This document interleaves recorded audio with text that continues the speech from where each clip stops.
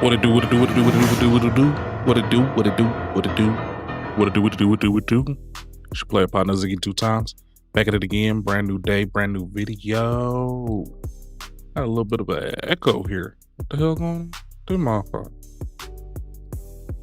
Alright now. Doing a little too much. I don't know what a little too much is, but you're doing it. Anywho's, we in the building. Brand new day, brand new video, man. You already know what's going on, man. October 28th, Tuesday. We in this joint, man. I'm gonna do a little quick one today, man. I'm gonna only do a couple of hours, man. I ain't gonna lie, they beat me up last night. I was able to wake up early, but it's still hanging on me. Got my ass whooped. But we here for y'all. Here for y'all. Couple of cool videos. I was trying to catch up on the 3-eye atlas situation, but again, we got a whole lot of misinformation going on, so it's not really a clear cut what's fake and what's not situation. So I ain't even gonna put it out there for y'all, man, because it's not worth putting out some damn videos and then that shit not really 100. You know how I do, man. I like to be 100 about my shit. I don't like giving nobody no fake ass AI generated bullshit unless that's what I'm actually looking to do. But that ain't what's going on today. So today we got a couple of cool videos, man, mostly about money.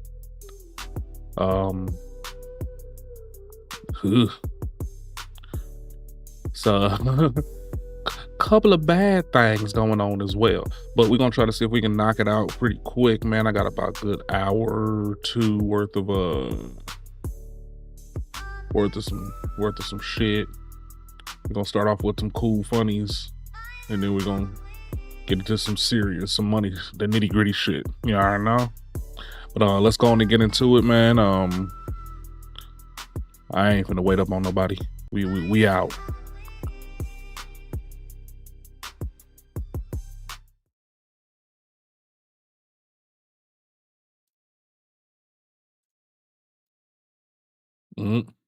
Almost got me. I was just about to say, why is my shit already muted? Wonder why. I just knew it, huh? Just knew it. You know what says Christmas time? Ralph Lauren. I didn't know this. Apparently, this is the latest thing on TikTok. People are going crazy for it because Christmas apparently needs to be aesthetic. And what is the aesthetic? Ralph Lauren. A Ralph Lauren Christmas. And I know what you're thinking. Simone, what is a Ralph Lauren Christmas? And to be honest, I think love this Ralph person Lauren right here explains it better than me. 'Tis the season for overconsumption core. If you've been doing beige Christmas or silver Christmas or gray Christmas or gold Christmas or pink Christmas, now it's time to throw all of those decorations away and replace them with all new decorations from Amazon in the new trending aesthetic of the year, Ralph Lauren Christmas. Ralph Lauren Christmas, red and green, traditional everything. Yep, that's right. It's basically just traditional Christmas repackaged with a new aesthetic label that will keep you spending. So make sure you head on over to Amazon, purchase more plastic. And I expect that you already decorated for Halloween and spooky season, but if not, have no fear. Just make sure you throw away all of your decorations from last year. So anything black and orange, ew, ick, that's so out, I fear. It was in for the last 100 years. Now, the trending color of the year, it's all about midnight navy and copper Moscow mule. So make sure, again, you head on over to Amazon and purchase more plastic. Happy holidays, everybody. Overconsumption core.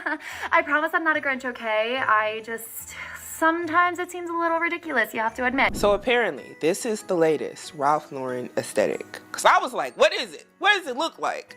Well, bunch of greens, bunch of reds, a bunch of stuff that looks like a normal, regular Christmas. But no, you can't say that because apparently we got the game messed up. No, I mean, honestly, man, we did go through about a good 5-6 years of monochromatic Christmases.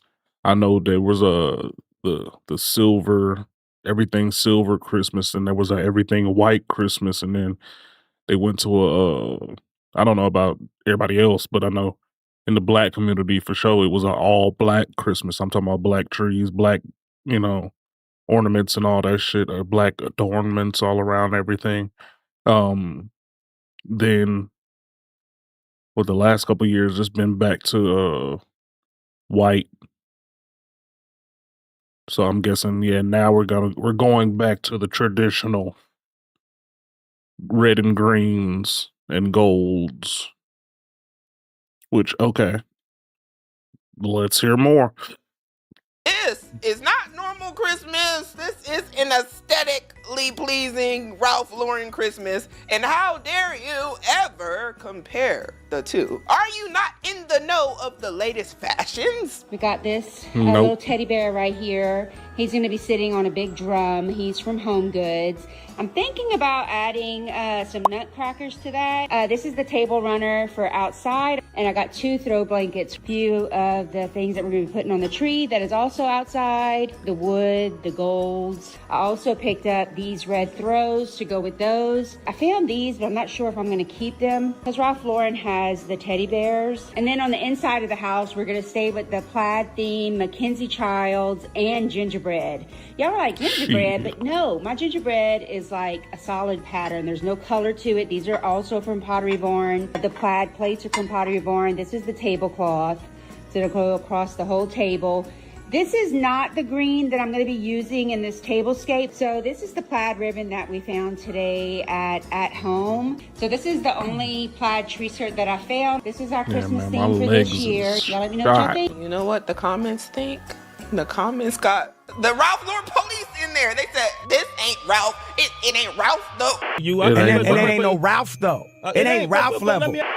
Not a Kanye moment. Y'all Yeah, disgust it ain't Ralph, though. me. I was Y'all just thinking are the in same thing. Like, you got all you this need to check out stuff up here. Molly, Little, Molly Moore Camp. She was a dress designer from Ralph Lauren. And she talks about the Ralph Lauren Xmas rules. Are y'all okay? Are y'all serious? And then somebody Christmas said, rules. not the Ralph Lauren police on that A in the comments. Y'all are really telling people it ain't Ralph enough. It ain't. The nerve, because I mean, the why fact you is this got even a thing in the first talking, place? why you Let's calling start it there. why you Just calling wanna it keep Ralph a Lauren beat, Christmas keep it and a then you ain't got no mouth Wasn't everybody Ralph just Lauren at all? broke a couple of months ago? Wasn't everybody trying to figure out how they were going to get paid? People were talking about inflation. People were saying they was canceling Christmas. And you know what? It only takes one trend to get y'all doing this every time. I never thought I would be making a video talking about a Ralph Lauren Christmas. Excuse me? In 2025? And I have nothing against Ralph Lauren, by the way. My whole thing is, if y'all are as broke and as affected by all of these things in society as y'all are saying, why are we even discussing the Ralph Lauren Why are we police? even talking Why are about we policing Christmas? up people's trees? Why are y'all running out to buy Christmas decor when you already got a whole box full of decor that you don't use from the last couple years? This is just like overconsumption final boss. They hit y'all Exactly. up every holiday. And Ralph Lauren is coming to get their piece of the pie. They said everybody else doing it. They said Stanley getting them. Yeah, I think I'm about to try to Everybody get gets up out of y'all here to every like holiday. 11. They said let's curate an aesthetic Gotta and make a let's tell move. these folks that this is the new it trend, and you're lame essentially if you don't got it, because everybody's doing a Ralph Lauren Christmas this year. Somebody here in the comments says, all this talk of Ralph Lauren Christmas trending, who can afford to change their decor every year? It's not that crazy. And the sad part is, for some of y'all, it is. Y'all are literally going to go out and spend your last dollar to make your house aesthetic, to have everything just Ralph. Do y'all remember that you have to live after Christmas? That the first of the month is going to be there January 1st, and all the bad decisions that you made are going to be showing up right at your door. And Ralph can't save you then. It was your choice. I want y'all to ask yourselves, if you are going to participate in this trend, which I have no issue against if you can afford it. But see, my content ain't for the people that can afford to do dumb stuff like this. I want to talk to the people who don't got it like that, who are like, yeah, I need to go participate in this trend because it's trending on TikTok. Everybody's doing it. I won't be left out. This is the new thing of the year, 2025. Everybody's doing a Ralph Lauren Christmas. Why I can't do it? Here's why. You can't afford to be spending and wasting money on stuff that you don't need. None of these are necessities. None of these are going to stop your life from going forward. You need food, water, and shelter. Y'all be doing the most. And then on top of that, you probably gonna throw this all out next year for the next trend? Oh yeah. You know how people do. They ain't hearing that shit. They finna do that shit now and then worry about the consequences later. They probably gonna all put on a brand new credit card just so they can get it over with. You know what I mean? That's just how people do nowadays, man. You can't even get mad at nobody no more. They want to be broken and destitute, then let them be broken and destitute. How many hours do you gotta work to be buying all this stuff? And I'm not talking about her. I'm saying in general, you, the one that can't afford to do this. That is like, I'm heavily influenced. I'm easily influenced by watching TikTok. I got some advice for you. Log off. Cause Ralph ain't looking out for you. Ralph wants you to go participate in trying to get a Ralph Lauren Christmas. And you know who else would like that?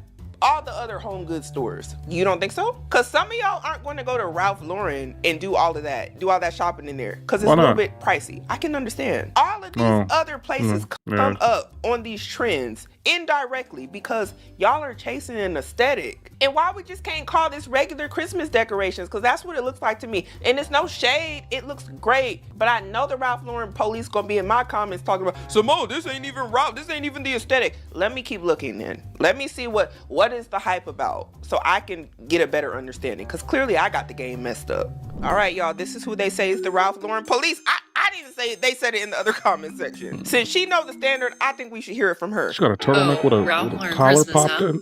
Let's go. I was a second generation. Whoa. Time out. I ain't gonna flex. She kind of swaggy than a motherfucker.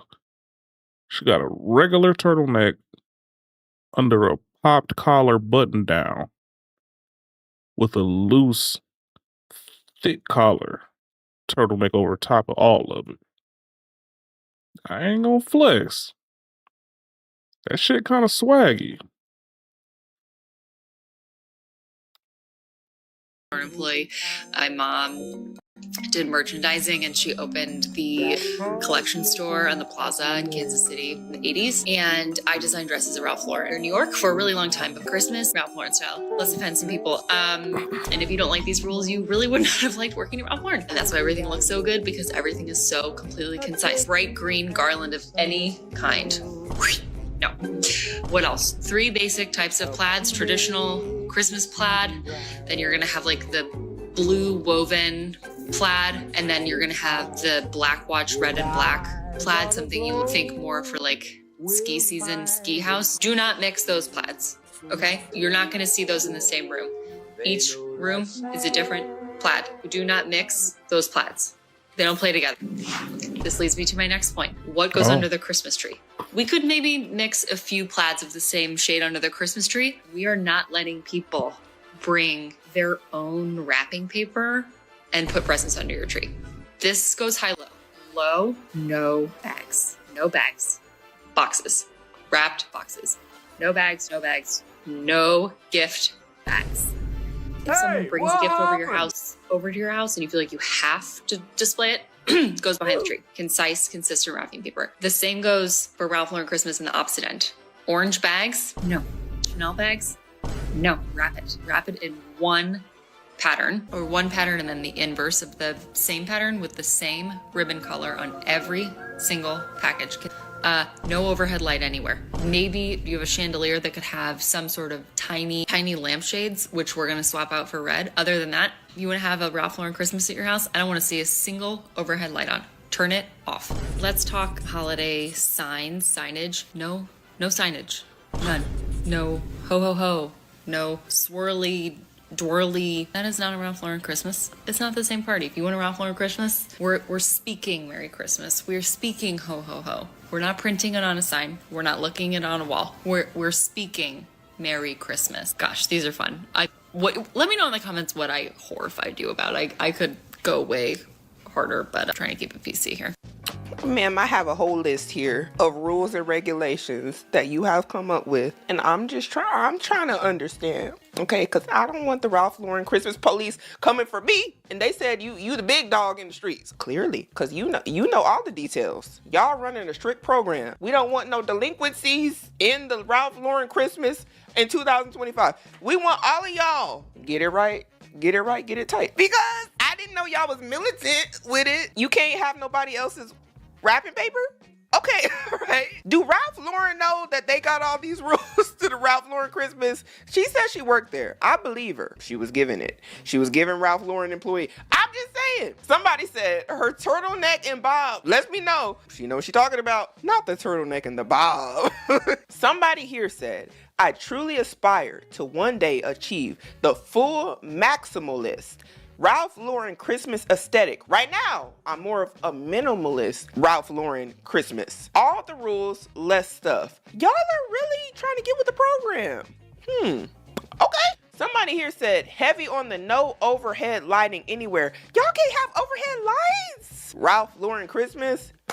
Y'all got too many rules for me. You gotta follow the rules of the people who make the trends. You can't be an individual. Throw out your personal style. Look at exactly what you see and copy and paste, and don't be trying to be special. Do what they do. That's what happens with these trends. They're like, hey, follow this to the T. All right, so this video here is trying to recreate the Ralph Lauren Christmas. Let's see how they do. Okay, so we got some ornaments here in them greens that she said, and we got some more ornaments like deeper burgundy, gold. I'm assuming you're supposed to have the navy. I don't know the rules. Like, it was a lot of rules. Like, was y'all keeping up? I ran out of space on my paper. Anyway, these ornaments $21. Excuse me. I thought everybody was broke. Apparently not. And y'all in the comments talking about some, save money and go to Hobby Lobby. Why did y'all save money by not doing these trends? Go get them Christmas ornaments that got all that dust on it in the attic. Go do that. You want to save some money. Stop chasing all these trends. That's the real money saver. Matter of fact, forget Christmas, forget all the gifts. If you want me to be honest, a lot of y'all go broke every year during Christmas because you be doing too much. You gotta decorate, you gotta buy a million gifts. You feel obligated to buy a million and gazillion gifts. Meanwhile, Oop, almost got me.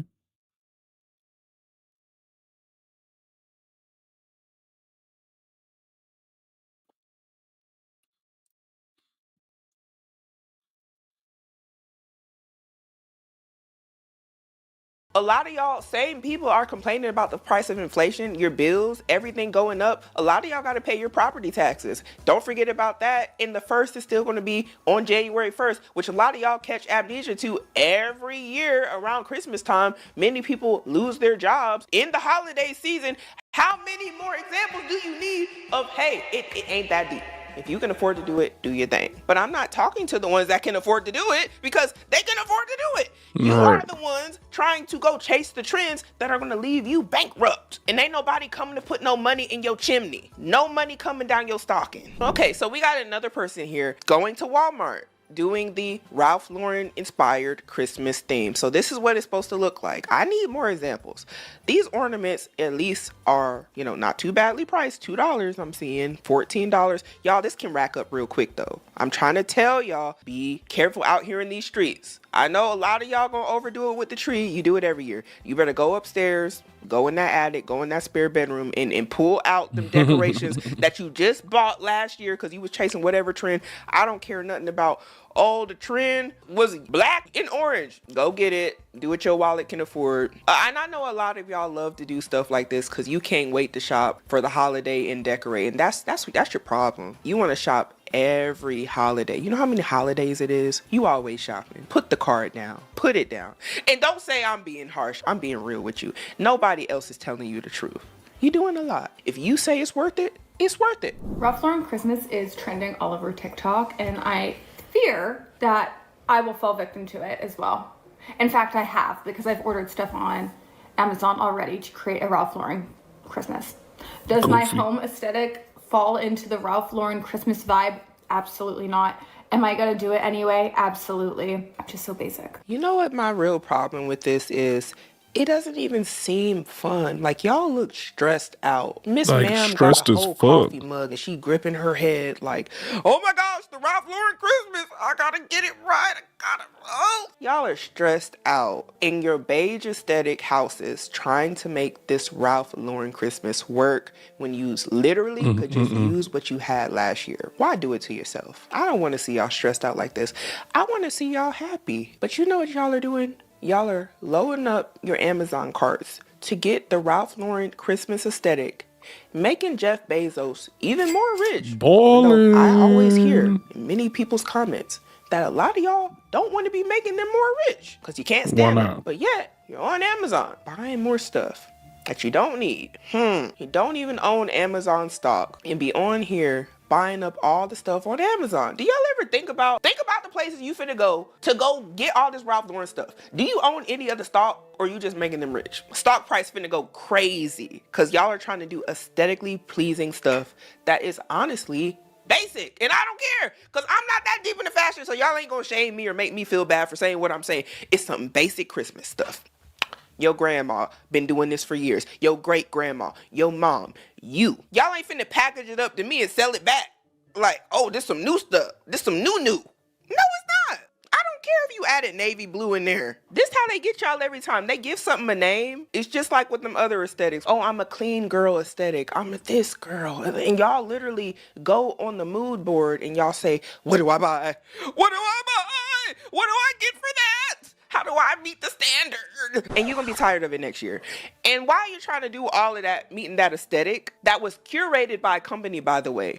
The only person that's losing more money every year and being a victim of overconsumption more than likely is you. Yep.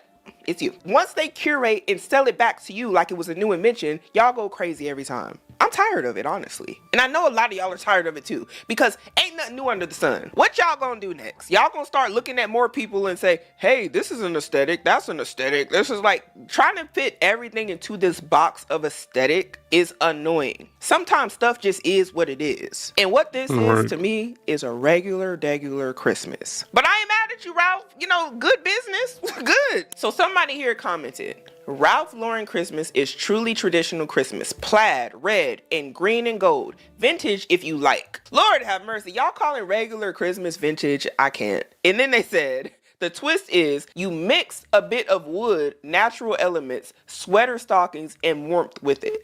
Didn't y'all already do that anyway? And what if you don't? Who gonna beat you up? Who gonna beat you up about it? Is the Ralph Lauren police gonna come to your door, knock knock, you in violation? Are we okay? And then somebody here says, it's not Ralph Lauren Christmas. This is just traditional Christmas decor. We need to stop renaming this. No, y'all need to stop renaming all of this stuff. Let stuff be what it be. What's sad is a lot of y'all have great personal style. You would never be able to tell because you are so deep into what is trendy, what is everybody else on the internet doing, what are all the people around that are doing the same thing, what are the sheep doing? I need to do that. Whole time, you're creative. You actually know how to decorate. You know how to put something together and have some style, but it's all being hidden because you are too busy looking for the next big thing that everybody else is doing. I just encourage y'all to let your personality shine. You don't have to chase all this stuff all the time. It must be exhausting to log on to TikTok and be like, who am I supposed to be? That was a bar. Who am I supposed to be? How am I supposed to decorate? How am I supposed to look? What are they doing? That gotta be tiring. It gotta be. And it gotta be expensive. It gotta be expensive. You do this every holiday? Man, I'm tired for you because I can just tell that that's frustrating. Y'all don't even be looking happy. And I want y'all to be happy. If you're happy doing it, do it. Let me see. She's saying here, everything I would purchase at Hobby Lobby for a Ralph Lauren Christmas. If you're going for the classical green tree Christmas, I think the 7.5 Sierra Cashmere would be perfect. It's on sale for $284.99 right now. Look, let me tell you something. If y'all are broke and struggling this year, 2025, year of our Lord, and you are about to go spend almost $300 just on the tree, mind you, just on the tree, because let me guess, last year, your tree was beige, or whatever color it was when they was doing whatever they was doing last year. Go dust that thing off. Save yourselves. And I'll ask again, how much do you make an hour and divide that by $300? Because that's what you're going to pay after tax about. If you cool with that, do your thing. If you're not, be aware. You have options. This one here is also a great option. It is the 7-foot Alberta Alpine Fir, and it's on sale for $189. Look, and they get y'all every time with these $189 on sale. Y'all, this ain't no sale. The real sale is stay about them folks' store. If you want a white Christmas, I feel like this tree right here is flocked perfectly. I think the branches still look pretty real, and it is $209.99. It's the 7.5 Frostwood Fir. This one right here is also perfect. It's I got a little Do y'all notice 2-foot that all tree of that I these say put up on my sale? damn bar. And more than likely, Y'all gonna see probably it when not I a do sale. my But as soon Christmas as you shit. see the word sale, you're like, oh my gosh, I'm getting a deal. Do y'all really think that they're giving you a deal on Christmas trees, or do you think it just says sale? Because a lot of the time in the stores, that's what's going on. That's I insane. think anything plaid would be perfect. Y'all for doing this. a Yeah, I lot. get pretty Even, Christmassy this when it's time to solid get Christmassy. red. There's also a smaller one if you have like a smaller tree, or even this one right here would actually be perfect. Yeah, we gonna if you switch all the wanna lights do, like, to a Ralph Lauren sweater sort of theme. Then white I think lights or this one something, would be probably, or perfect. But green if or you want to something. keep the same plaid design, Had I my little think Christmas this tree on the tree little skirt bar right over here, there. or like the collar, would I actually ain't be doing amazing. shit And else. they're all 50% off. Also, Little Ralph tree about Lauren, this you can also tall. mix either silver White or tree gold. too, So black any of ornaments. these I two ain't doing skirts would shit actually else. be perfect. Kiss her Hey, ass. who's gonna do something if you mix another color? I'm just saying. As you can tell, there are a ton of garlands, but I think what definitely makes or breaks a Ralph Lauren theme is how expensive it looks, because it's definitely like an expensive-ish brand, or very good quality brand. So I would stay away from this section as much as possible. They just don't look the best quality. Instead, I would go for something like this that makes it look pretty realistic. You could even do one of these. I think they would also look great. I wish that y'all made videos about the stocks that y'all were interested in buying and stuff like that, just as much as y'all do about No, all these that makes different too much things that y'all like to buy. sense. These one Why would I item, this do item here, responsible that shit? item there. Y'all would just pick up an item and be like, yeah, it's $100, but it's half off. Y'all don't feel that way about stocks when stuff is on sale. But you go to Hobby Lobby and buy all these things. And I'm not saying that this is what she does. I'm saying in general, our mindset isn't to invest. It's not to do things to better ourselves. It's to spend. It's to spend money and to make other people rich. Meanwhile, we got a bunch of stuff, y'all, that we're over here actually analyzing and saying, this looks cheap. This looks cheap. What about actually having something in real life and not faking what stuff looks like on a Ralph Lauren Christmas tree? I don't know. I don't care what it looked like to everybody else. What is it in real life? And again, I understand that they want quality items that they're paying for. At the same time, many people have their priorities misaligned on a bunch of stuff and will be ready and willing to just throw money. Won't even think twice about it. I want y'all to really think about what you're doing in these holiday seasons. A lot of y'all are going in the stores on zombie mode. You see this $200 right here, it don't even faze you. And you ain't got $200 to spend, but you're gonna put it on the credit card. Hello? What are we doing? Crazy. Are we that deep into overconsumption and consumerism that we can't understand the setup, the play, the trap? And we can use our influence for different things. Some people just want to help people decorate. Ain't nothing wrong with that. But I'd rather tell y'all about how bad it can be if you're out here spending money on this stuff that really don't mean nothing to nobody at the end of the day. And you're going to pack it up by January. And nobody cares. And if you go back to being broke after spending all this money, you really don't have nobody to blame but yourself. Because you have a choice. You can see all these price tags. It's not false advertising. You have a choice to go in there and do all this every year. And some of y'all make the same choice, make the same mistake every year.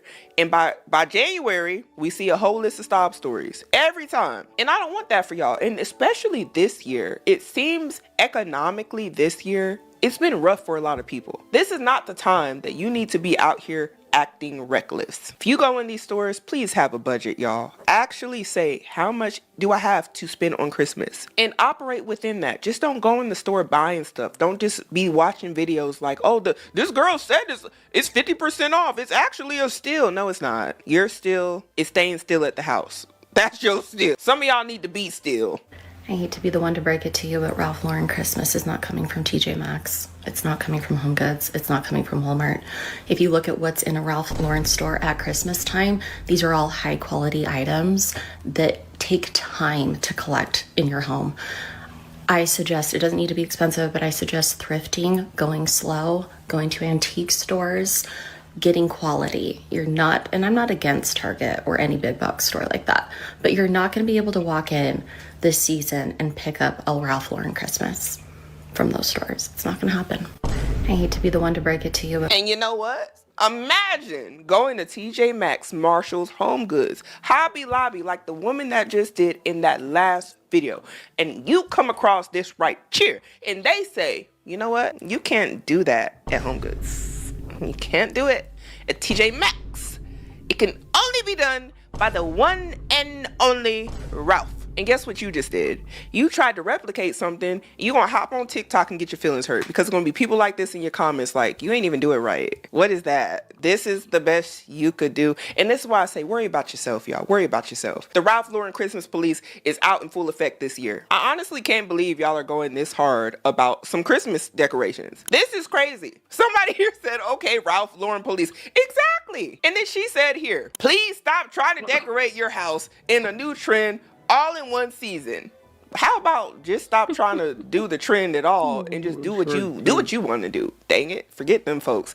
Then she said, it doesn't work. Be patient and go slow. Find quality items over time. A Ralph Lauren Christmas isn't happening in one season, guys. Duh. I'm on the wrong side of TikTok, obviously. I'm in enemy territory. Somebody else replied, ma'am, please, it's plaid and ferns with a hint of ribbons. And I agree. And then somebody here said, also hate to break it to everyone, but Ralph Lauren Christmas isn't happening in a grayish house with gray laminate floors and bare gray walls. I'm worried people are going to be disappointed when they put their TJ Maxx finds up in their millennial abode. This is why I can never get on here trying to impress people. You will never be able to impress everybody. Another comment here says, guys, it's just decor. Stop shaming people who have the spirit of decorating during the holidays. It's never that serious. Oh, you ain't here? Ralph Lauren Christmas decoration is a sport. And if you wait first, you last, apparently, according to TikTok. If we are all financially struggling that bad and there are recession indicators everywhere, why do Ralph Lauren Christmas? Why not bring back tacky Christmas, you know? If we are all financially struggling that bad, like we say, why are we going out to Marshall's buying a $100 plaid tree skirt when you could have just went up to your attic and pulled out tacky Christmas? The only one who enjoys some nostalgia and like childhood whimsy, you know, trending. No, I consume more when we could have joy with tacky Christmas. And there are recession indicators everywhere. Why do Ralph Lauren Christmas? Why not? She asked a valid question. She said, if there are recession indicators and everybody is as broke as they're saying they are, why are people rushing out to do this Ralph Lauren Christmas? They forget because it's the holiday and they're in their feelings. They're ready to spend money and they're like, hey, I'm about to decorate. They're going through the same cycle they do every year. And it's like a mindless cycle of what are we doing? Hey, somebody said we're doing this. The masses said we're doing that. And I'm going to do it too. And they just go on zombie mode and they go do that thing. And they're not thinking about the fact that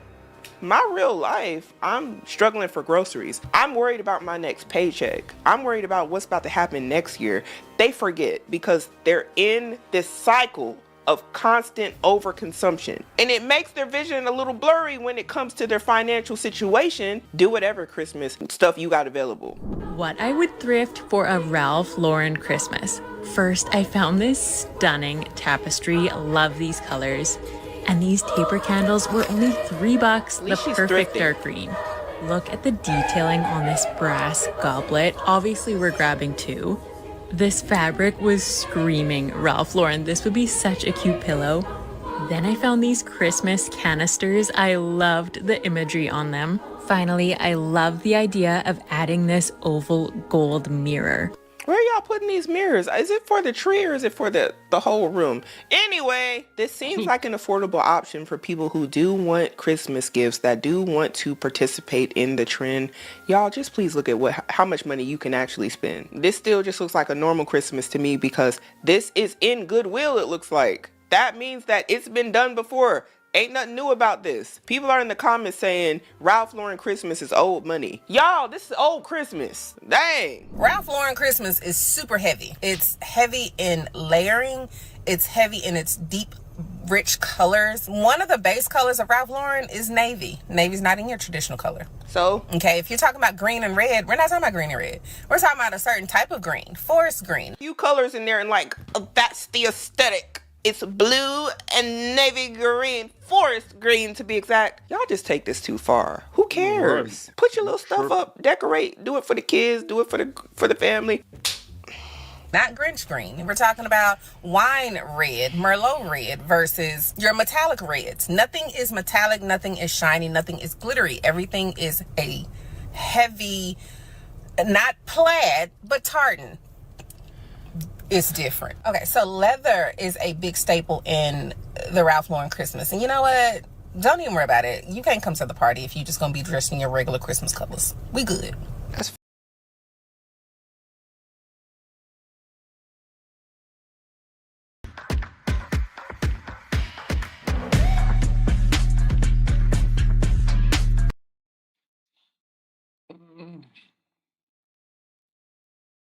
That's fine. We don't care about the party or if we're invited because a lot of y'all have this y'all can't sit with us mentality when it comes to stuff and like y'all would never understand. It was never that deep. Y'all, we are talking about Christmas decorations. And in true social media fashion, y'all still find a way to have a hierarchy of who is doing it, like who the it girls is doing the thing and who ain't doing it good, and these people at TJ Maxx and these people at Ross, and Ross could never, but you went and got your stuff from Goodwill and you ain't did it enough because you ain't had enough forest green, enough navy. I want to argue about some stocks like this. I want to argue about, hey, what we investing in, like who performing better in the top 500 companies in the United States? That's what I want to talk about. We having crazy conversations online about spending money, y'all, by the way. All we talk about is how to spend money and who's spending money the best and who doing it right by buying the right thing the best to reach an aesthetic that was packaged up, by the way, by Ralph Lauren to sell to people who are thirsty for trends to make their company money, which a lot of y'all don't even probably own. And to prove my point, Ralph Lauren is currently up 51% in the last 6 months. Just think about this. If you had invested $1,000 into Ralph Lauren 6 months ago, you would have over $1,500 today. But which topic are we hearing about online more? The Ralph Lauren Christmas or the Ralph Lauren stock? And we have to be honest here. There's two different types of bragging that's going to be going on. Some people are bragging about having a Ralph Lauren Christmas, and there are people bragging that they own Ralph Lauren stock. Now you choose which one you want to be in. And if you don't own specifically Ralph, I'm talking about the places that you're shopping at. You don't own any of that. We're really good at arguing about consumerism and the girls who get it that get it. But where's the substance, y'all? We're talking about Christmas gifts. If you do this, cool. If you don't, don't feel no shame if you ain't doing it how everybody else say. Do your own thing. Actually, I encourage that. All this other stuff, it's just following the leader. Who can do it the best? Following the leader. I don't care what you say. They are literally telling y'all what to do, and some of y'all got a checklist, and you're like, it's this, it's that. And you go to the store and you just being the best toy soldier you can be for the Christmas holiday. I don't know. Welcome to my series where I'm going to show you how to perfectly achieve a Ralph Lauren Christmas. People often ask, isn't Ralph Lauren Christmas just traditional Christmas? In some ways, yes, but that is exactly what makes it timeless. It embraces the same foundations, but it enhances them with heritage and texture. It's timeless, collected, lived in, elegant, a little bit feminine, and a little bit masculine. Before you run to the store and buy anything, shop from your own history. So much of Ralph Lauren is a story. It's not just a display. In my series, I'm going to be showing you exactly how to style and layer to tell a story. You'll be swapping plain red for plaid or tartan. Swap shiny bows for velvet, no glitter. Instead, try to use brass, copper, and leather, and swap filler ornaments for ornaments that have a history. The best part about this is that you probably already own a lot of what you need with greens and reds. That's going to be your foundation. I'm decorating my own home this way, so this is going to be a very fun ride. Come with me and let's figure it out together.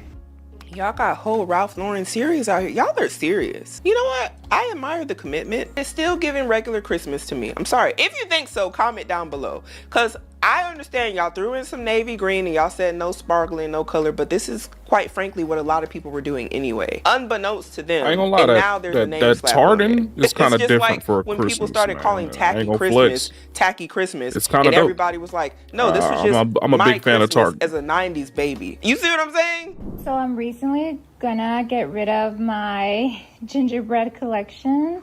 because I really want a Ralph Lauren traditional Christmas. I do have some Ralph Lauren traditional stuff already, but obviously the gingerbread's kind of ruin it. I have some stuff that is like considered traditional, like these berries, so beautiful. This, on the other hand, is not. So it's gonna join. This is a Ralph Lauren Christmas, exactly the vibe I want this year.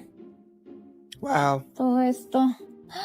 Ralph Lauren, yep. And look, I like these. It's sad. Yep, that's Eddie's favorite traditional. Son estas personas. You know what's really sad to me about this was she seemed to really like them gingerbread things. Like, that's an interesting theme. And then she even looked at her Christmas tree as if it was subpar because it wasn't a certain aesthetic. Right. And she was like, she's getting rid of it because she wants the Ralph Lauren aesthetic. And I see nothing wrong with people's change of taste, but I also don't see anything wrong with what she had. It's still a blessing that somebody would love to have. And I'm sure she did enjoy it. But it seems like the Ralph Lauren trend is making her look at her stuff like it ain't good enough. And that's what kind of makes me sad is I thought the gingerbreads was cute. It had more personality than all of this other stuff she's trying to get into, but she's not interested anymore. You know, hey, it's her decorations. But y'all, there's nothing wrong with having your own personality and your own style.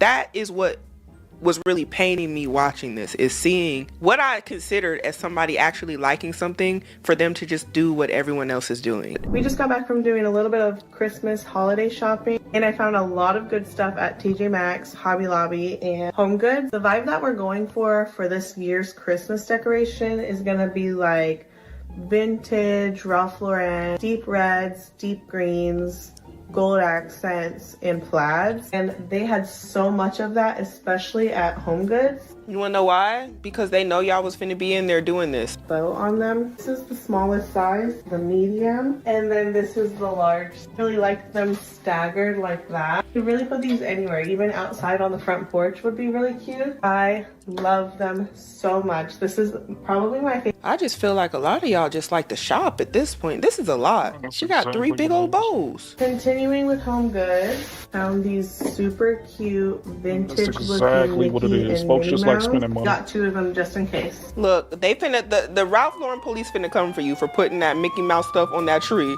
I'm just telling you because I didn't see that in the rule book.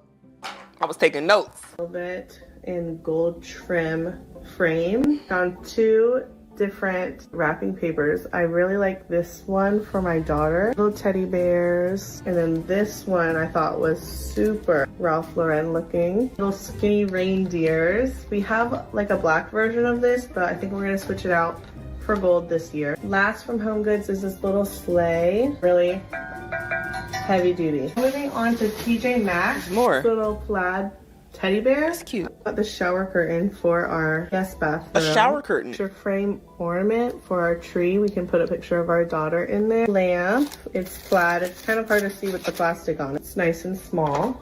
Cute little velvety soft tree, but it has all these dangling charms on there.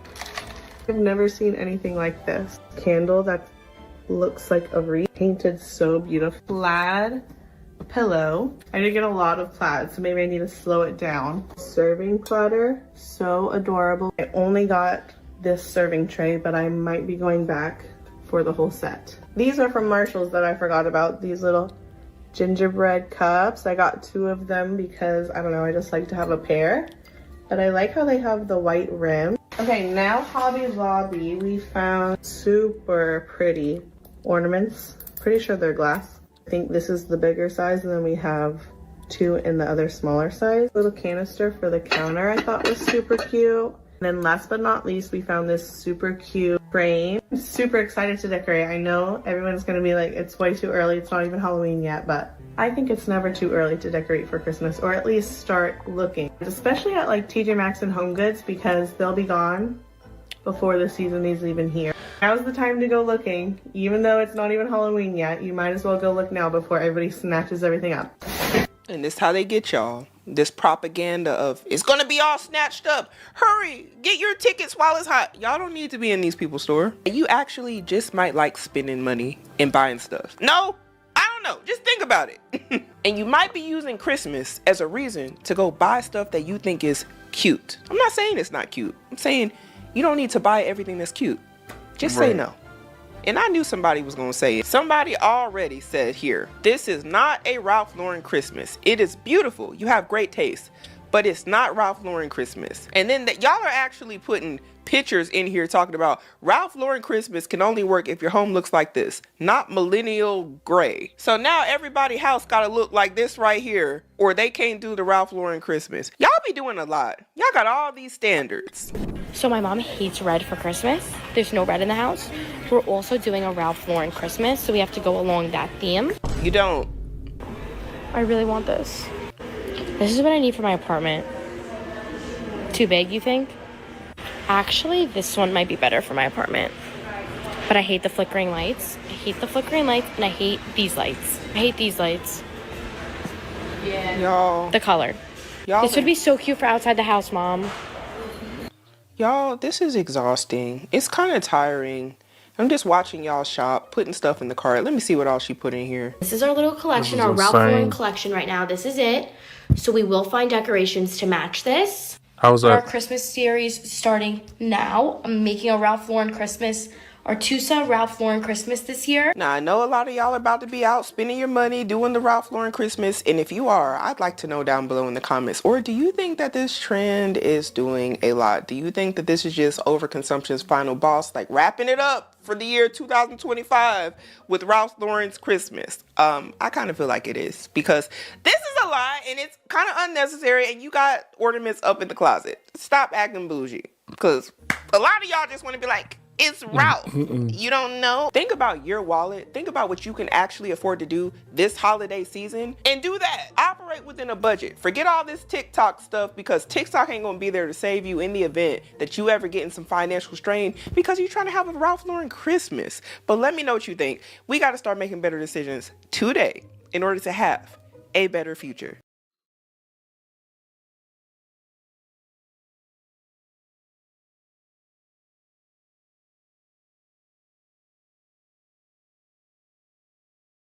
Looking for an easier way to get that LLC next to your business name? Say hello to Taylor Brands. Just go to their site, enter your LLC state, choose your business name, answer a few questions, and that's it. Now your business has tax flexibility. It started off as a soundbite, but President Trump's plan to abolish the IRS is in motion. The IRS budget is being slashed, with tax programs being shut down, and now with the rollout of the One Big Beautiful Bill Act, we are seeing the biggest tax reform in 100 years. Now, let me be extremely honest with you. Anytime you hear about changes in the tax law, some people are going to get angry, but my goal as a licensed attorney who is not your attorney, who keeps a copy of the federal income tax code in his office, is I want you to understand the changes, because anytime these changes happen, every financially savvy person asks the same question, which is, how can I use these tax law changes to my advantage, which is what I want to show you how to do in this video. Now, before I give you an update on some of the tax changes, let me lay the foundation of what's happening, because 2025 has been an interesting year for taxes. The original proposal was to replace the IRS with the ERS, which is the External Revenue Service. The idea that was floating around was, instead of you going to work and then paying taxes, how about we collect taxes from tariffs, and hopefully that'll be enough to lower your taxes. Take a listen. As I said in my speech last week, instead of taxing our citizens to enrich foreign nations, we should be tariffing and taxing foreign nations to enrich our citizens. Well, now as we're approaching 2026 and we actually have some data on tariff revenue, let's take a look at how this is going. We are setting a record for tariff revenue in 2025 and are expected to collect up to $300 billion in tariff revenue this year alone. This $300 billion in tariff revenue for the United States government is more than we've ever gotten from tariffs, but it's not enough to completely replace the IRS, because in 2025 it is expected that the United States government is going to receive a total of $5 trillion in tax revenue, and that's including the revenue from tariffs as well. Now, in case you're wondering how exactly the United States government collects this $5 trillion, here's a small list of the different types of taxes that you're paying right now. Number one is an income tax. You go to work, you get paid, a percentage of your money is going to go to the government in taxes. Number two is your payroll taxes. That's things like Social Security, Medicare, this is your FICA taxes. This is what you pay on top of your payroll taxes when you go to work and you get paid. Number 3 are sales taxes. You go to the store and you buy something, you got to pay a sales tax. Number 4 are capital gains taxes. You buy a stock and you sell it for a profit. That is a capital gains tax you have to pay. Number 5 are property taxes. You buy a house, well, every year you have to pay property taxes on that house. Number 6 is an estate tax. This is more reserved for the ultra wealthy, but if you die with a lot of assets and you pass these assets on, the government is going to tax you on those. Number 7 is the tariff tax. This is what we've been talking about today. This tariff tax is if something is being imported from a foreign country like China into the United States, you as the importer, whether you were a person or a business, have to pay this tariff tax to the government. Number 8 are corporate taxes. So a corporation, if they make a profit, they have to pay a tax on that profit before the owners of the corporation actually get a penny. That's why it's called a double taxation. But you have the corporate tax, then you have your state and local taxes. Certain states like California and New York charge much higher state taxes. And then I lumped everything else into number 10, which is other, which could be really any other tax. Your toll taxes, cigarette taxes, lottery taxes, and everything else into number 10. That's how the United States government is generating this $5 trillion. And this, I know, goes beyond some of the government taxes because you also have state and local taxes here as well. But the government is generating $5 trillion by taxing you in many different ways. But the problem is then that the United States government is going out and spending $7 trillion. That's the estimated budget for the United States government in 2025, which means there is a $2 trillion deficit. So going back to the original idea of using tariff revenue to replace the IRS, what we can see now based off of almost a year's worth of data is that tariff data is not enough to replace the total tax revenue from the IRS, and it's definitely not enough to replace the expenditure for the United States government. Now this helps us lean into what's happening with the tax plan right now and how it can impact how much money you're paying in taxes, which I'm going to get into in just a minute. But this is where, to reduce this deficit, the United States government can do 2 things. They can spend less money, which means reduce their spending, or they can work to earn more money, meaning generating more taxes. And what we're seeing happen today is that the United States government is working to spend less money in certain areas. For example, I've already talked about how the United States government is cutting back on expenses at the IRS by laying off around 25,000 workers. So yes, we are seeing places where the United States government is cutting back on certain expenses, but we're not seeing this earning more happen. Instead, what we're seeing is the opposite with the passing of the One Big Beautiful Bill Act. This is one of the largest tax reforms that we have seen in 100 years, which means many people, in fact, most people, are going to be paying less money in taxes under the new plan. Good. And so this combination together of some expenditure cutting and less taxes is anticipated to increase the national deficit by another $3 trillion over the next decade. So now that you understand the foundation, let's go deeper into the specifics because many of these items are being rolled out as we speak. Now, this is where I also want to let you know if you're an investor or want to become an investor, I have put together a free investing masterclass where I will walk you through how you can get started as an investor and find hidden investment opportunities before everybody else. You'll see the exact framework that my team and I use to research investment opportunities before they hit the headlines, and you'll see how you can start researching investments and make investing decisions based off of data. It's a completely free investing masterclass. There's a ton of value in there, and when you register for the masterclass, you're also going to get access to Market Briefs, which is my newsletter for investors, for free at no cost. So if you want to get the investing masterclass and Market Briefs all for free, all you have to do to register is click the link down in the description below. The way I'm going to break this up is I'm going to start by talking about the tax changes for individuals, and then I'm going to talk about the tax changes for business owners and corporations. Big change number 1 has to do with the car interest payments. More specifically, if you buy a car between 2025... I thought he was going to talk about... Okay, man, it's all good, man. It's all good. It's all good. We're gonna skip that one up, man. We're gonna skip that one because I was expecting him to break it down, the whole, abolishing the IRS stuff, man. He over here talking about the tax liabilities are getting changed up. The tax code is getting changed. I can care less about that. I want the motherfucking IRS to be gone so I can actually do some shit. There's a surge in women choosing to leave their jobs. The Bureau of Labor Statistics estimates 450,000 women quit between January and August of this year. That is the biggest exodus since the pandemic. So we're talking about women leaving the workforce. Going to get very interesting here. Keep watching. Experts say increasingly expensive childcare is helping to drive the trend. And if women continue to leave at this rate, the country's economic growth could slow down dramatically. Before we check out the next comments, let's read a few here. It says, y'all want us to have kids and work. Nah, pick one. Another person here added, I'm done working. I want a soft life. There's another group of women I am going to hone in on here. And believe it or not, it's not the women who are leaving the workforce because they can't afford daycare, which daycare is expensive, but it's the women who decided after experiencing life at home during the pandemic, I've decided, you know what?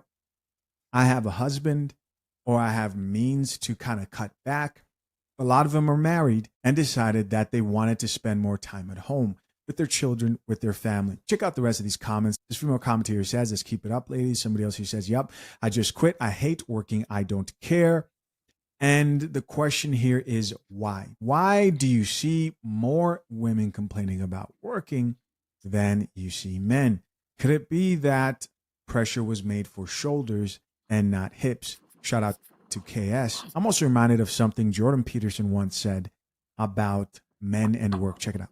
A handful of hyper-competitive men who are obsessed with hitting the pinnacle of the given dominance hierarchy they're in will happily work 80 hours a week, and they'll forego everything else, relationships, family, children, way in the second category. And so those men are often very difficult to live with too, because they're so obsessed with their career. It's hard to have a relationship with them. And maybe they don't have much of a relationship with their kids, but they're damn good at what they do. And part of that is they're smart and disciplined, and they'll work nonstop all the time.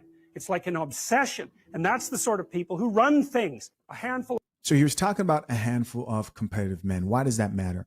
Well, I think this points to why women, when it comes to thinking about their career, thinking about what they're willing to sacrifice, realize that they're dealing with men who have an almost scary level of competition. And a lot of them do end up realizing that in order to reach the heights that they may have set for themselves, then they might have to give up on other dreams, like potentially having children, so on and so forth. But just the social aspect that's compromised is enough to drive someone who's not ready for that insane. Staggering numbers have been released surrounding Black women in the labor force. A new report shows more than 300,000 Black women have left the workforce in just the last several months. That's according to the U.S. Bureau of Labor Statistics. Joining me now is gender economist Katika Roy to break this all down and why they're leaving. Katika, thank you so much for being with us.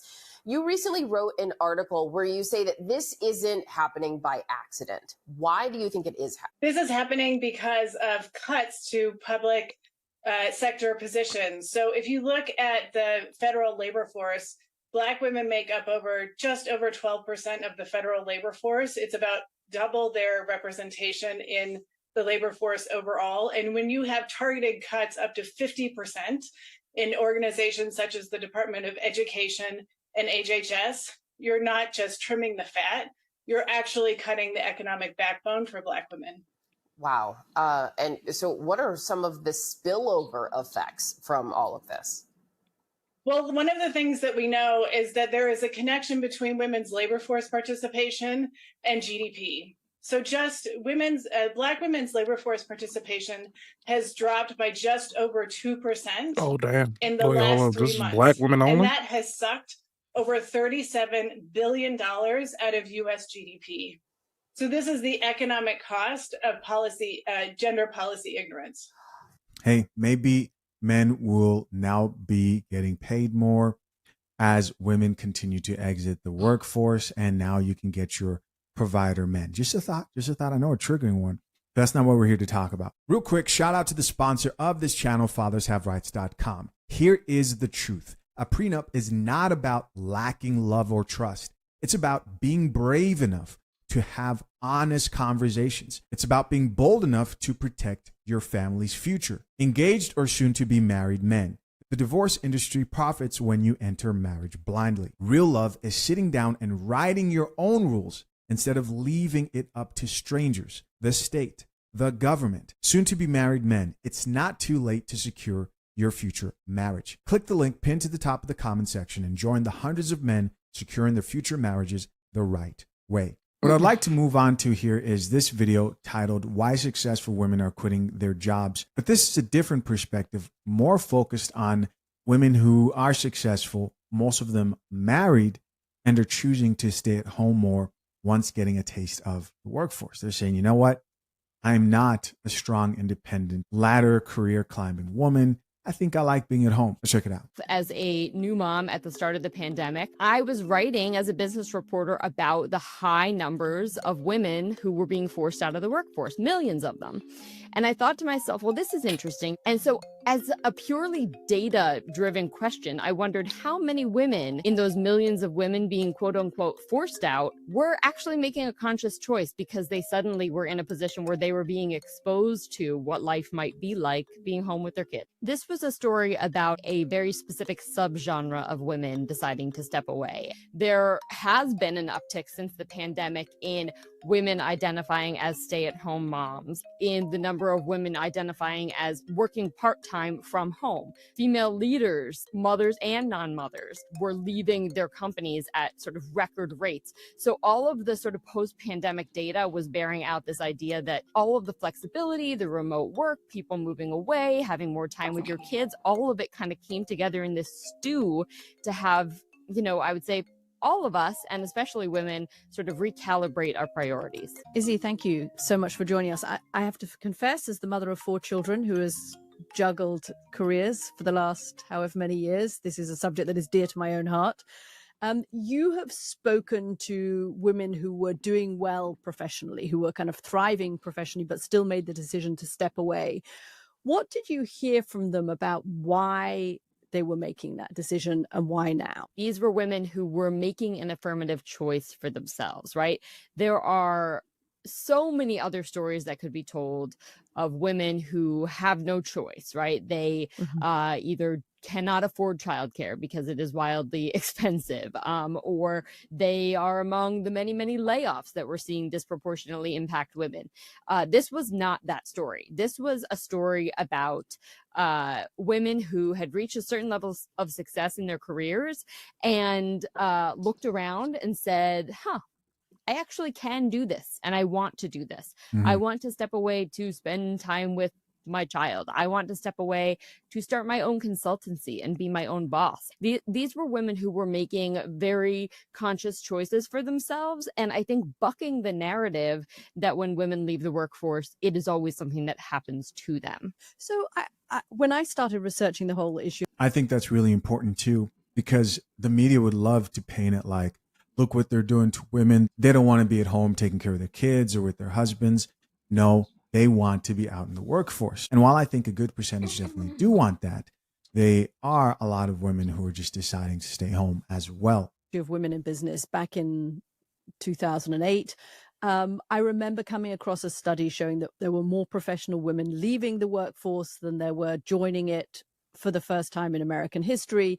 And I was wondering when I read your piece, part of me kind of thought, oh God, here we go again. This is just a kind of cyclical thing where every sort of 10, 15 years, women decide, okay, we've had enough. We stick it out. We try and make it work. We can't make it work. We're one Sunday evening's tears away from quitting. And so we're taking preemptive action and leaving on our own terms.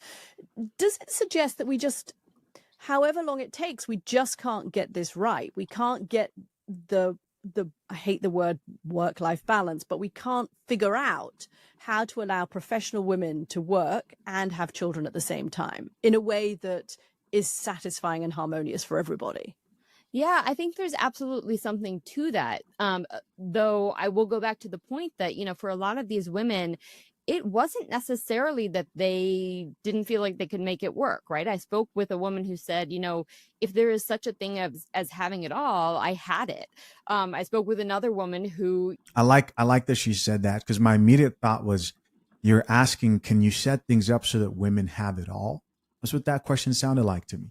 And she responded back very sharply and strategically with, if there's such a thing as having it all, I had it. I had the great career and the good home, and I chose to go home. You know, she had the means to have nannies, and people would say, well, just get another nanny. And it will always stick with me. She said, I don't want another nanny. I want my moments, right?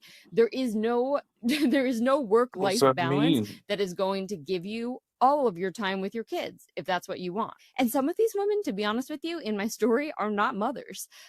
They were leaving the workforce for other things. They were leaving for other priorities. Did any of them feel complicated about it, particularly given this moment that we're in where, you know, we're hearing more about the trad wife aesthetic, there's a push against DEI initiatives. Did any of them feel that actually this, for them personally, this was the right time to step back or step away from a career or dial down, but that for women writ large, being on the kind of front lines of the work struggle, that makes it sound like something nobody wants to do, so I totally sympathize with them, but that being on the front lines was actually the place they were needed? Yes, I would say this was a complicated decision for all of these women to make, and they all wrestled with exactly that. And I think particularly women of color. And so that I would say is something that weighed on all of them. And what they had to sort of wrestle with was, you know, how much of my life and my happiness do I sacrifice for sort of this larger cause to which I have contributed for many years, versus how much do I, you know, based on all of that work I've done, get to sort of enjoy the fruits of my labor. But notice how there are no huge, significant masses of men exiting the workforce. Could it be that men and women are different? Did any of them say that the men in their lives, if they had men in their lives, felt a similar urge Good that question. they too Good would have timing. liked to have stepped back? Or did you think this is a kind of uniquely female and often maternal thing that's going on? I mean, I'm wondering if at the root of some of this, not to get too meta about it, is that if we as a society valued that action of caregiving, whether it's children or elder parents or communities or whatever it is, more, would men feel that they wanted to take part in it more, and we'd get round some of this problem of women still doing the lion's share of housework and child raising?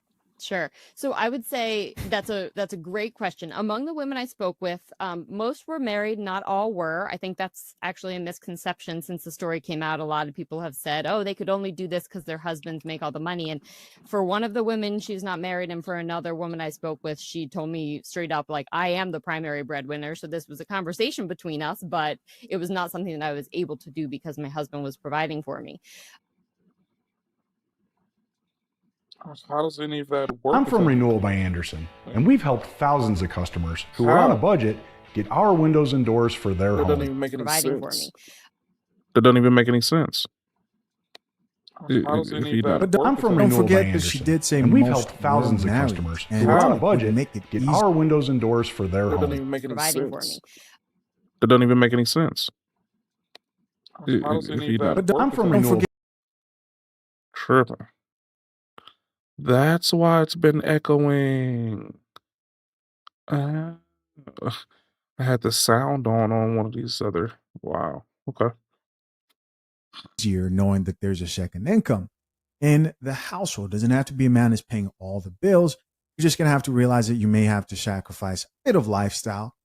And this also points to the power of being a wife, being able to Right. cooperate with the man, the importance of marriage, and how you can make these type of pivots. There are women right now who can never retire, never stop working because they can't cut back on hours or stop working completely.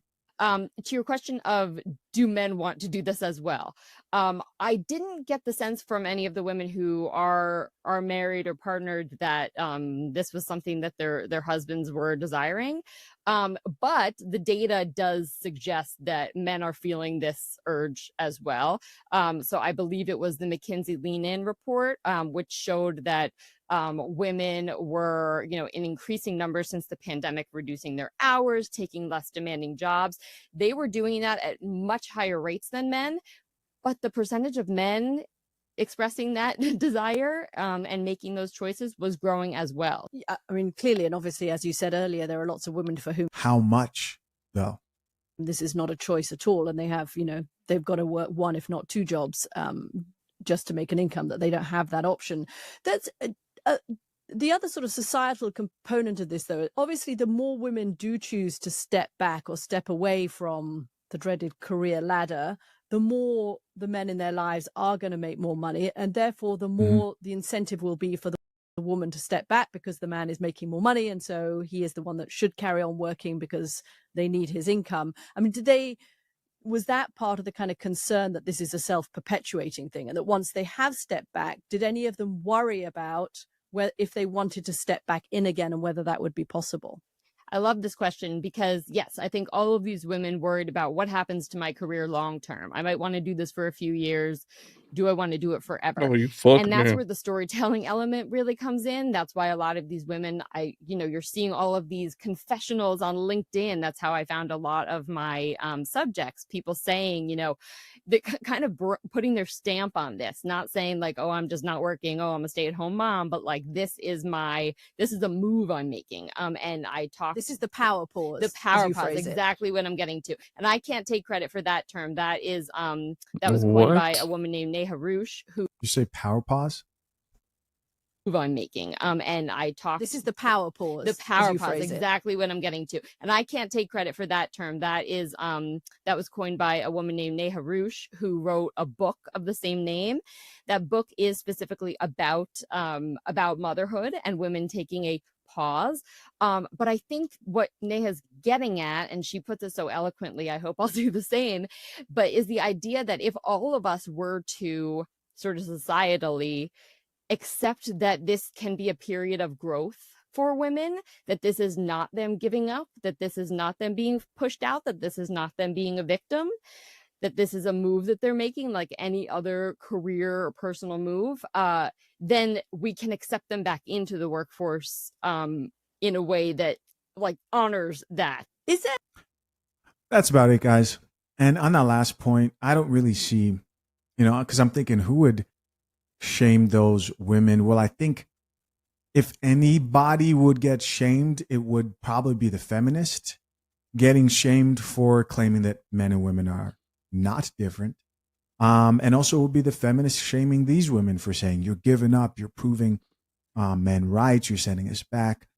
But overall, you do what's best for your life. I think this will continue and become more common. What do you guys think? Appreciate you. Hey guys, as always, I appreciate you for checking out yet another episode of the Coffee Pod. To my currently engaged or soon to be married men, if you need a prenup and would like a guide that shows you how to get a solid and legally binding prenuptial agreement, hit the link pinned to the top of the comment section and access your guide at fathershaverights.com today.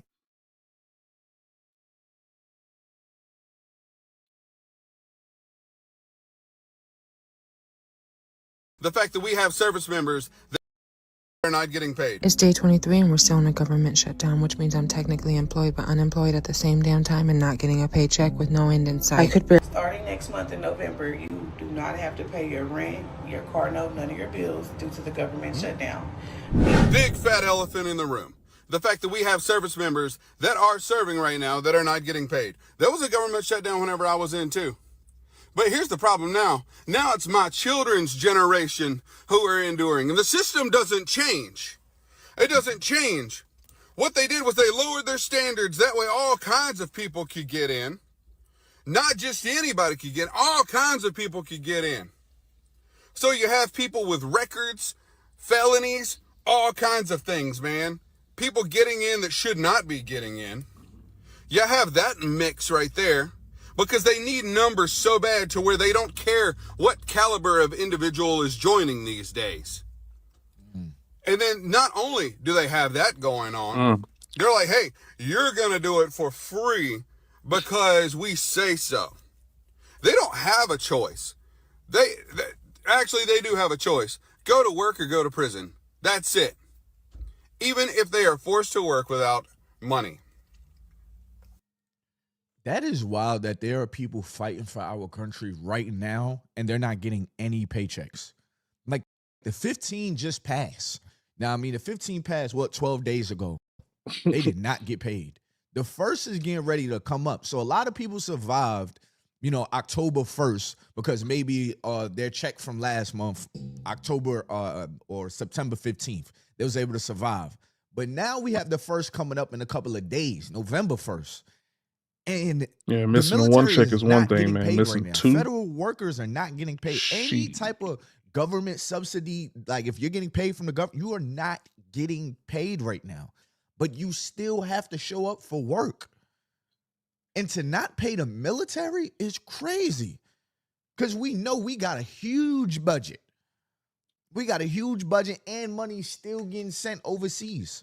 So for the military not to be receiving a check, but we still have to go to work, and you still have to work hours that can easily go past your 8 hours, easily. The military is not one of those jobs where you're getting paid hourly. You know, you're getting a salary. And I know with most jobs where it's a salary, you're working on the clock still. With the military, it's really when the job is done. You know, when your sergeant wants you to leave.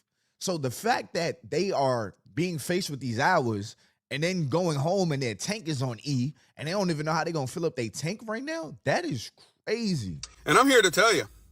So whenever I was in the military, and I still have it, but for my branch, the Army, the Army Emergency Relief Fund, they have that. Yeah. But everyone can't just dip into this thing, man. And that's the thing. They don't care. These people have chosen selfless service. And this is another thing. We're all lied to and told, hey, you're fighting for the freedom of your country. The freedom of our country. What freedom? What freedom do we have in this country anymore? We don't have any. There is no freedom. There are people in other countries that thought that they had it worse, and then they come here and they're like, oh my God, I don't want to do this. I don't want to live here because it's awful. The last 4 years have been crazy. The way that the whole system is run, they lie to you. They give you propaganda about how you're improving the American way of life. I'm here to tell you.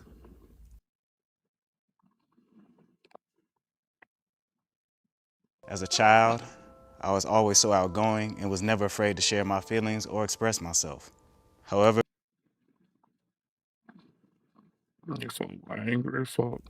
not the war that I went to or the war that our children are going to in the generations after that will be for American freedom. Ever. It's all a rich man's war. That's all it is. Fill their pockets in empty hours. That's what it's always been. You come back and they don't give a damn about you either. The people are lined up at the VA like it's a slaughterhouse. There's nothing that can be done for them, they claim. I tell you what, I'll give you an example. I was just at the VA and I was like, hey, so my blood work, like after it gets done, do I get to come back to you? That way you could discuss it with me? And she goes, yeah, in 6 months. And I was like, 6 months?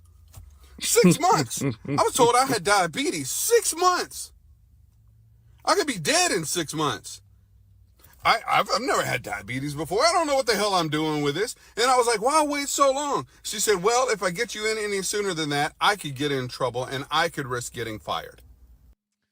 So one day I may do a video talking about some of the things and some of my experiences that this brother is explaining. Being that I'm still in my window of my exit, I don't really talk about the military too much, but what he's saying has some validity. I'll say it like that because I don't want to mess up my not paying my bills today. If I hear one more person or read one more comment that says, oh, you'll get paid when all this is over, I don't know why you're worrying. Getting paid when all this is over is not paying my bills today. We are dealing with the consequences of someone else's actions. So don't you dare blame me for not being prepared. Oh, you should have money in savings. Oh, you're a federal employee. You should be prepared for this kind of stuff. No, that's where you're wrong. I shouldn't have to take out of my savings because someone else can't do their freaking job. Meanwhile, I'm here being essential, taking care of people, and I can't even do my job, but I'm the one getting yelled at and cussed out because still someone else's actions. Have some compassion. Not only that, but the fact that y'all still have to show up for work and you know you're not getting a check, that is crazy. Like, just let that ponder for a second. These people are waking up every morning, going to work, knowing they're not getting no money for this. That is actually wild that this is even a conversation that we're having. But before we get into that, I found a way that y'all could make some side hustle money on your phones. But the only thing is that you have to play. This one's putting me down too, man. Tired. I'm telling you, bro. It's the Studstitute teacher. These kids, y'all. Damn, shorty. These students trying to take me down. Why did I get fired? Studstitute coming this fall, only in theaters. Man, y'all sick. Like, y'all genuinely sick, man. Like, what is this? What point y'all gonna stop? I'm suing defamation of character. Like, this is insane. We the ones that. Oh man, so I don't know if y'all know about this situation, but we gonna talk about it if you don't. All right, but it was the stud substitute teacher, okay? And it's all, I gotta say stud because it brings the relevance to the story. But it's a stud substitute teacher that did a vlog showing the kids there and had a very uncomfortable moment on camera, okay? And after that, after she posted it and shit, fire. And when you watch the video, you understand why she was fired after her first day. Let's go in and tap in and see what the hell happened. Yeah. We got a new hustle unlocked. I'm a school teacher now. Little brothers. Let's get the day rolling. Who would have ever thought?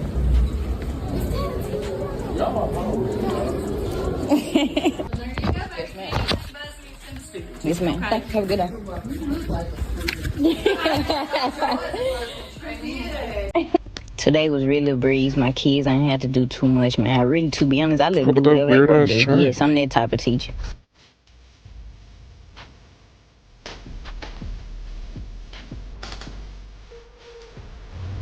Took me a little lunch break.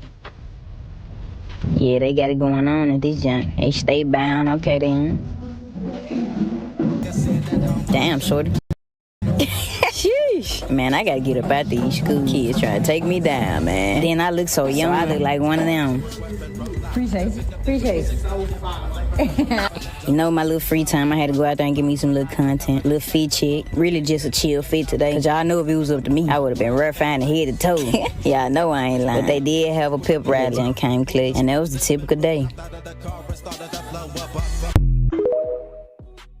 All right, so my first time viewing the situation. I'm like, okay, what's going on with it? Okay. The sub not dressed like a typical teacher. Then say, that must be the controversy right there, not dressed like a teacher. Pull up with a big chain, for what reason, I don't know. And then say things as far as letting the children do what they want to do. But when she got to the part when she said, damn, shorty, sheesh, what the hell? Whoa. At that point right there, it seemed like you ready to groom. It seemed like you ready to groom. That's your intentions. That's what it seemed like. What do you mean, damn, shorty, sheesh? All right, so obviously fired. Stay far away. Don't come back. We'll mail you for your one day.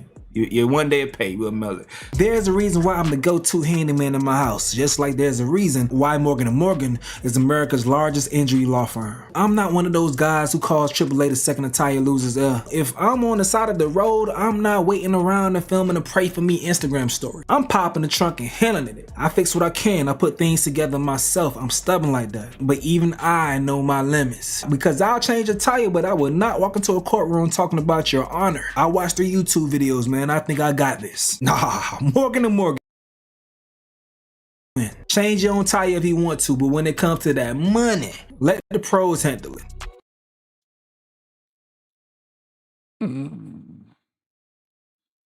Yeah, I'm supposed to have another video after this one. Jesus.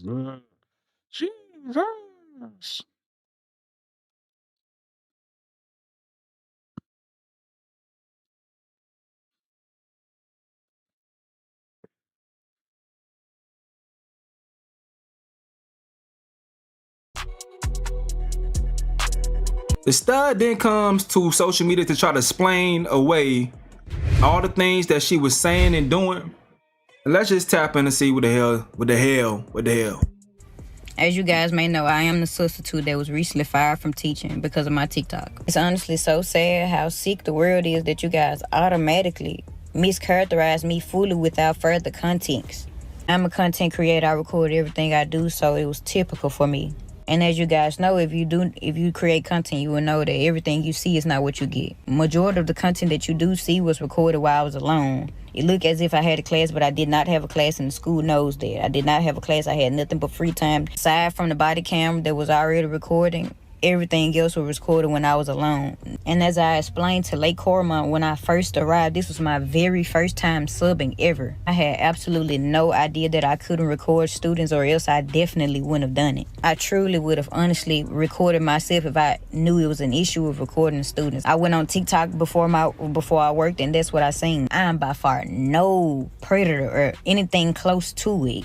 That is insane for it even to be put onto me. I truly just thought I was doing something good for the youth. Like, honestly, and I was enjoying it. I wasn't going to make a video, but I've been receiving an awful amount of hate. I feel like it was necessary for me to clear my name up. I truly do apologize for how it may seem, but my slang and terminology is much different than yours. But none of the kids knew they were being recorded at any point. And I do apologize for this once again, I truly do, but I had no idea this was prohibited. I assure you that it would have not been posted. What I meant by shorty and the terminology, the kids were going to take me down were absolutely not what you guys took them as. Those kids were smaller than me, shorter than me, younger than me. They are shorties, they are young. That absolutely means nothing with flirting. My terminology is much different from you guys. So I said the kids were going to take me down, as in a phrase of the kids all together. That absolutely did not mean anything sexual. That is sick to even think of that. I am a content creator. I am known. The kids knew me. They were supporters of mine. So I say the kids were going to take me down. That means as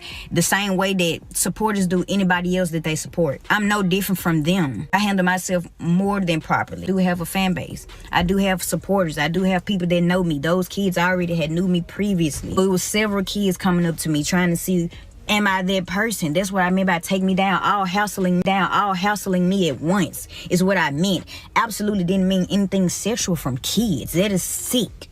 Those are kids, so they see me as somebody famous. They were all entouraging me at one time. That's what I meant. I find it sick that you guys would assume that I'd be saying that phrase in any other way. This was a voiceover I added way after I left the school. Again, it was an additional voiceover. It was not recorded. On the videos, it was nothing saying. I was cheering the school on.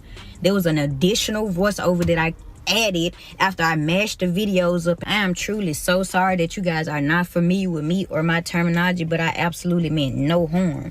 The entire 2 days that I worked at Lake Cormont, I did nothing but my job.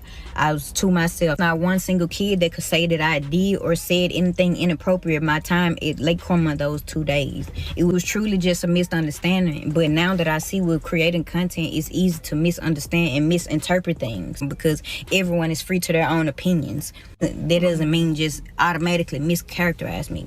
Like truly, like honestly, you guys, I would truly have to be an idiot to know that I'm doing something wrong that would lead to this much and still do it. I absolutely did not know. What I said in a voiceover was absolutely not meant how you guys took it. I just talk very differently. My slang is different. I do realize that those are students and I am an adult. I should have been way more professional with my word choicing. But again, the kids had absolutely no clue there was an additional voiceover that I added on TikTok. I do realize the mistake I made, honestly and truthfully. I was just in a moment being myself. I wasn't thinking inappropriately at all. I'm still learning. I am aware of that, but I honestly truly didn't know you guys. Like I just didn't. It's no way that I would have posted it. I wasn't thinking inappropriate. So when you say that I said something inappropriate, it wasn't in a way that you assumed it because I wasn't even thinking that way from the jump. But I truly, sincerely to the bottom of my heart, I do apologize to all of the parents and students at Lake Cormont. I actually loved you guys at school. I would have loved to work there. Like Next video, man. I can't take it no more. My battery is blinking on my damn body, man. My battery is blinking, bro.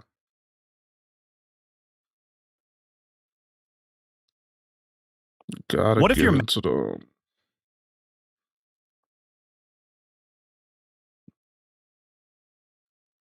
Gotta slide off so I can get some energy, man. Call me Shape. And today I'm reacting to a video titled, Clubs Are Going Broke Since Men Left. Let's get right into it. For some reason, people are under this like confusion that women who go out and party and dance don't spend money and they only look for men to like buy drinks and food and yada yada. And I just want them to know, what year do y'all live in? Right now, if somebody decided to like build a club only for women, baby, the studs will go crazy. You hope. The studs will go crazy. You hope. When I say that they would make so much profit, and I mean like a literal club for women. I mean, add some swings in there, add a couple levels, have some cages, have some platforms for people to dance. I mean, have like the good music with the bomb DJs, have women only DJs, low key. I mean, like, have the best of drinks, have the best of security. If they did. Is it going to be women only security too? Okay, and this women only club that you think has never happened before? Lady, what year are you living in? Women have tried this before and it has failed multiple times, okay? This idea that we're living under a rock if we think women don't spend money to buy their own drinks, they don't. They don't, okay? And this idea that studs will go crazy, lady, there's not that many young MAs out there, okay? And I'm not going to use hip-hop and music to be an example of what's going on in the larger culture, but let's be honest, studs are not overpopulating regular men. Let's be honest. You can't go to the strip club and make a bunch of money only dancing on studs. You need regular men to be in there, okay? And so because women don't understand this, they keep trying to come up with these ideas that won't work. Anyway, I thought this video was interesting as well. Take a look. Somebody come get her. Somebody come get her. She's dancing like a stripper. Leave me a wealthy motherfucker. Not a piece of shit. Do the walk. Bitch, we're not going to Bravo Bravo. She got no ass. Where are the yams? She got booty shorts on, but no booty, just shorts. Unbelievable. And she thinks she's going to go find her a wealthy man. Oh, where are all the wealthy men are? Lady, let me explain this to you. Women don't choose wealthy men. Wealthy men choose women. Please understand this. Don't think I'm just going to walk in and choose whatever billionaire I want. It don't work like that, especially if you don't got no yams. Now, anyway, this dude's talking about how crazy the clubs are now, and he's not going back. Take a look. I went to the club recently for my friend's birthday, and I gotta say, I don't know how y'all do it. I don't ever go to the club, but he wanted to go, so I popped out for him. And that was the last time the club will ever see me. Paying anywhere from $20 to $50 just to get in, and then paying another $20 for a watered down drink just to stand around and listen to music that ain't even good, you can miss me with that shit. It actually baffles me that some of y'all look forward to doing that on a Friday or Saturday night. I don't know about y'all, but my crib got a couch, a TV, an air conditioner. I can play whatever music I want, and there's a liquor store around the corner. Some places like bars and lounges are cool, but the club, nah, I'd rather stay home and read a book. And this is a young boy saying he'd rather stay at home and read a book, something you know people will never do, okay? People don't even read. But he has a good point. I got a couch. I got a TV. I can listen to whatever music I want. And I don't have to deal with the nonsense with women. I'm not going to pay $20, $50 to go to the club and dance to some music I don't like around women that don't know me, going to act like they're too good for me. Hell no. I'd rather invite a girl over. Now, this dude went to a club in Mexico. Take a look. Just want to know, when were you done with the club scene? I am 32 years old. I'm here in Mexico City for a long weekend. I've been to 2 different clubs in the past hour, and I've just realized I think I'm just over it. I don't know if it's my age or if I've just outgrown the thing, or maybe I just need to find something new. But when did you realize you were done going to clubs? Because I think men of all sexual orientations are done with the club. Even, and he seems like a rainbow dude. He's going out to rainbow clubs in Mexico, and even he don't like that, okay? So men as a whole, we all left the club. Now, he says, when have you been done with the club? He's 32, I'm 37. Dude, I've been stopped going to the club 10 years ago. Keep it real. Last time I've been inside a club, I was 26, 27 at best. And even back then, I was bringing girls to the club, so I stopped finding a purpose to even go there. Why am I not going to bring sand to the beach? I'll just have beach in my own living room. You know what I'm saying? Anyway, I thought this video was interesting as well. Take a look. To that woman in the red dress that was showing off her wedding ring and was like, they told me not to cook, they told me not to clean. I did the opposite, and look at me, I got the ring. Yeah, duh. Like, a husband is one of the easiest things to obtain these days. All you got to do is start cooking and cleaning, and here goes a whole lot of them. These men are lazy. I'm assuming you didn't understand that. I'm sure someone told you not to cook and clean for a man to see if he genuinely liked you past the domestic labor that you would have to do in the household to keep the household running, because most women take on the domestic roles in the house. And you just proved that. You were pretty much saying that you were not able to get a man, keep a man, or obtain a man if you were not cooking and cleaning and doing laundry. The first thing you could think to say after such a major moment in your life, getting proposed to a man that you presumably are so in love with, right, is they told me not to cook, they told me not to clean, they told me not to do the laundry, and I did, and look at me now, I got the ring. Girl, we don't ever want you to come back on here and complain about the workload in the house is too hard and it's too much. That's the whole reason you got your man, right? Because you started to cook, you started to clean, and you started to do laundry. To that woman, and I think it's so fascinating. Women like her make fun of women who got married and proposed to and said, I'm not going to follow the feminist line anymore. Look at me, I'm getting married. I didn't follow the feminist line anymore. And here comes this goofy comes and says, oh, well, what do you think? Men are her husband's the easiest thing to get. Duh. Says a group of women who are married the least. A husband's the easiest thing to get.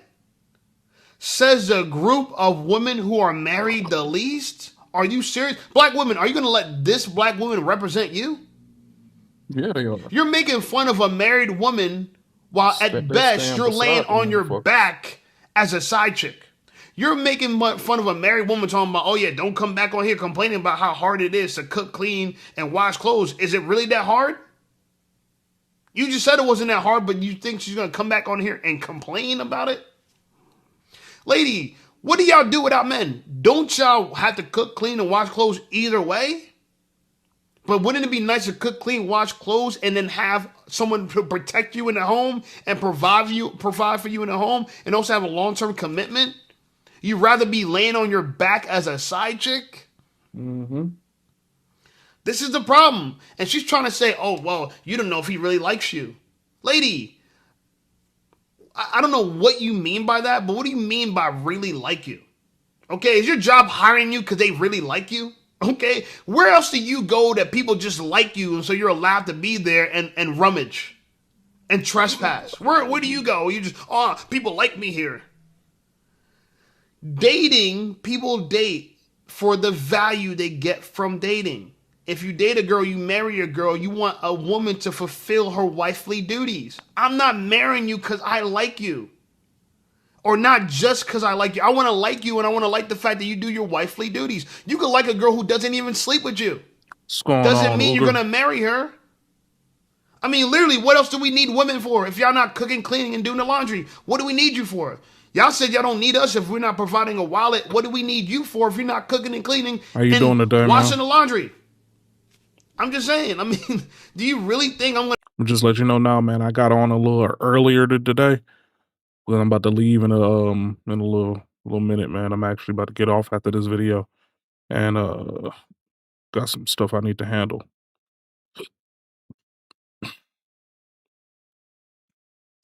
Not the best morning, but we lit. You know what I mean? I'm gonna marry you because I like you? Are you crazy? Anyway, this lady's making some sense. Take a look. I knew bitches was completely bird in the brain and immediately stopped listening to them when they was throwing that phrase "pick me around," and their definition of a pick me was cooking and cleaning. But in the same breath, they'll lay on their back. So how you draw the line at cooking and cleaning, but you a fuck? You see what I'm saying? Don't let these hoes lead y'all astray. Yeah, you draw the line at making a sandwich.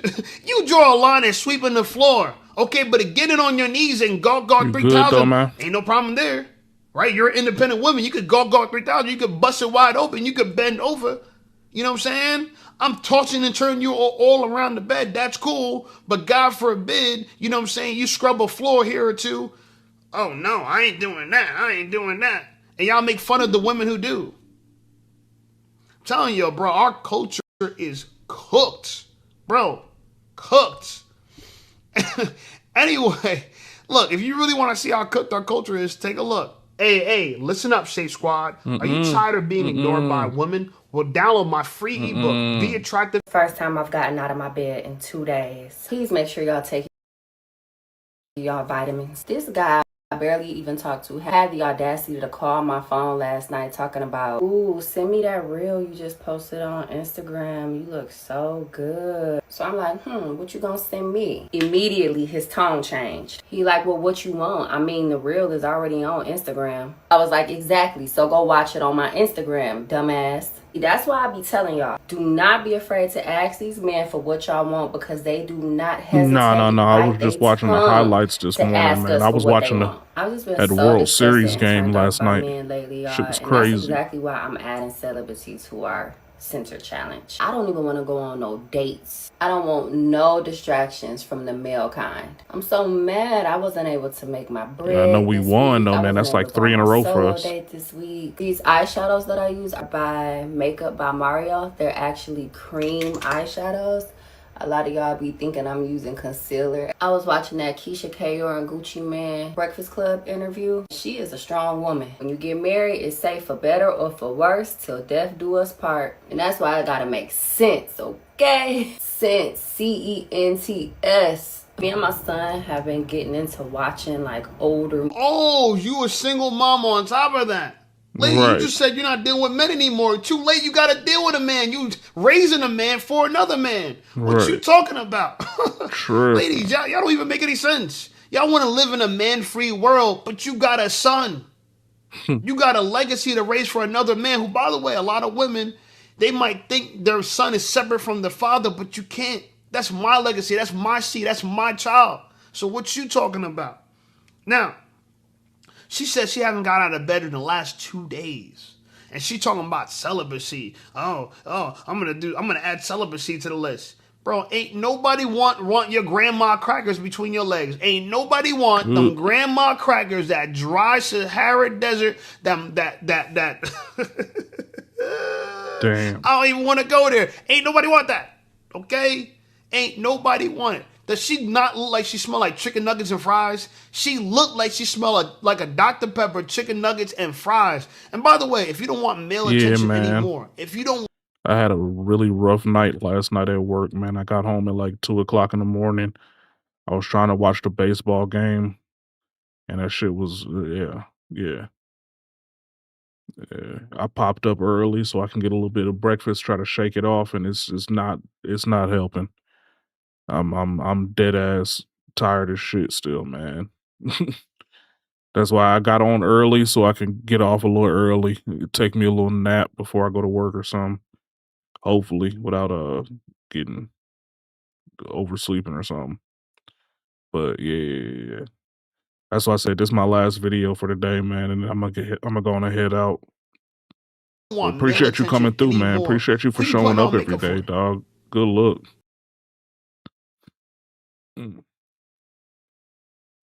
Yeah, I am beat right now. I am beat. Definitely is raw night last night, man. I'm talking about they beat me down.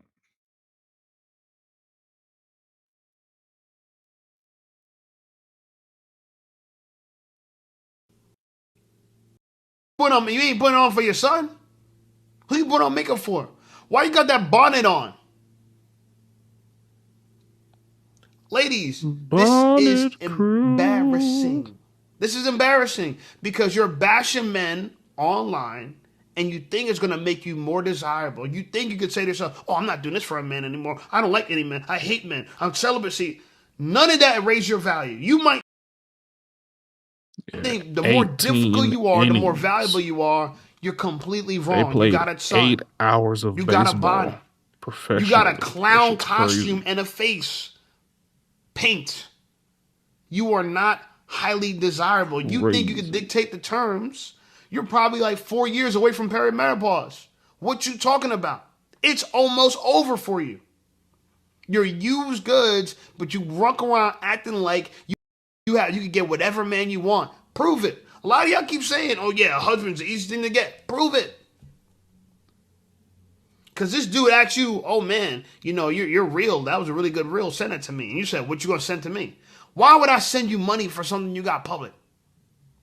Yo, you can't make it make sense, but this is the modern woman. She represents the modern woman. She's the paragon of a modern woman. Here's another paragon of the modern woman. Take a look.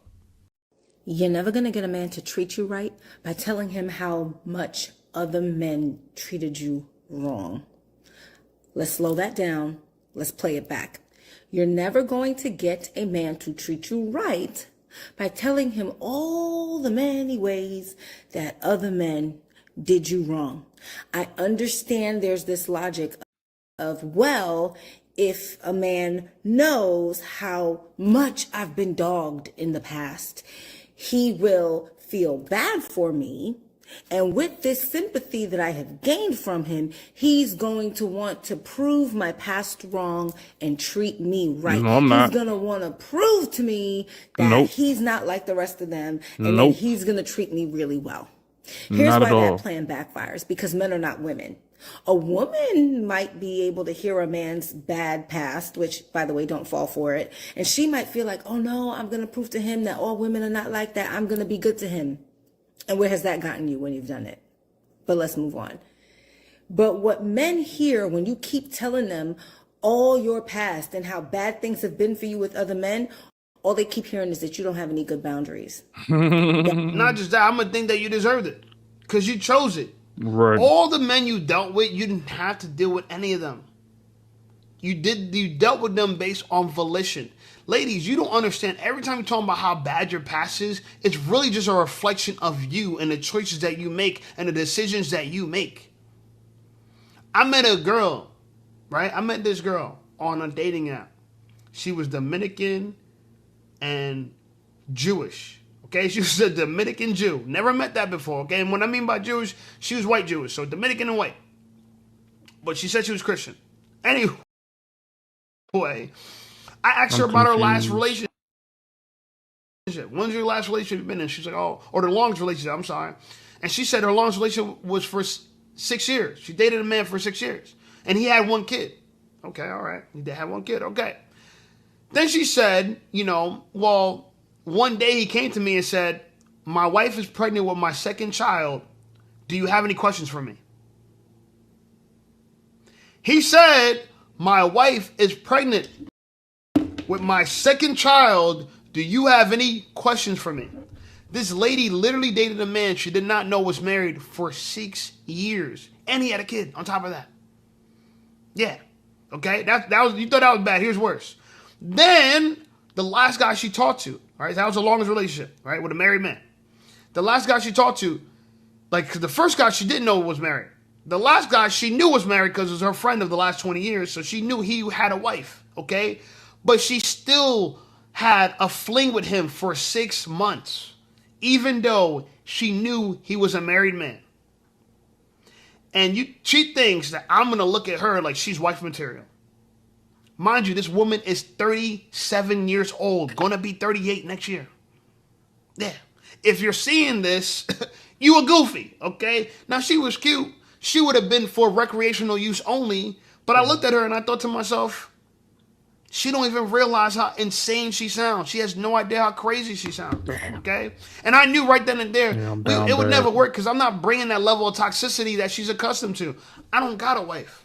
I got bitches, but I don't got a wife. And technically, I'm single, so I'm allowed to have bitches. And I don't got kids either. But so I knew we weren't going to work out, and surely we didn't work out, okay? She ghosted me. Can you imagine? She ghosted me. I didn't ghost those guys. Anyway, I thought this video it was interesting as well. Take a look.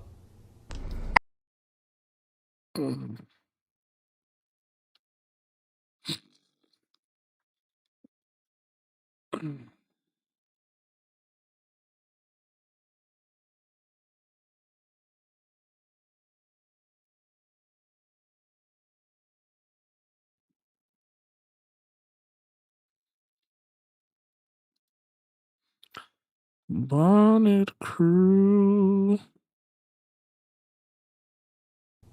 I have a question for the men. So, is it true that within the first 30 minutes of meeting a woman, you will know if it's someone that you just want to have a good time with, date around, but never jump into a relationship or get serious? Or that someone you would want to be in a relationship with? Or the third, that you would marry? I was chatting with some girlfriends and I agree on two of these, but I don't think guys would know in the first 30 minutes if they want to marry them. I could say, sure, if you want to just have fun, make it a good time, not a long time, or you're like, okay, I want to pursue this. Like, I want to date this girl. I want to be in a relationship with a girl, maybe that. But would love to know, would love to hear your opinions in the comments and validate whether this is true or not. I think it's just the two. But, let me know within 30 minutes. Do you really think that you would be able to know between those three options what you're looking for? Or is it really just like your state of mind that you're in as well? You know, great question. And honestly, what women don't understand about this is men, we're visual. Okay, so we know if we would date a girl or not based on how she looks. The whole marriage part is similar to dating part. Okay, if we would date you and you have a good personality, then you're in the running to be a wife.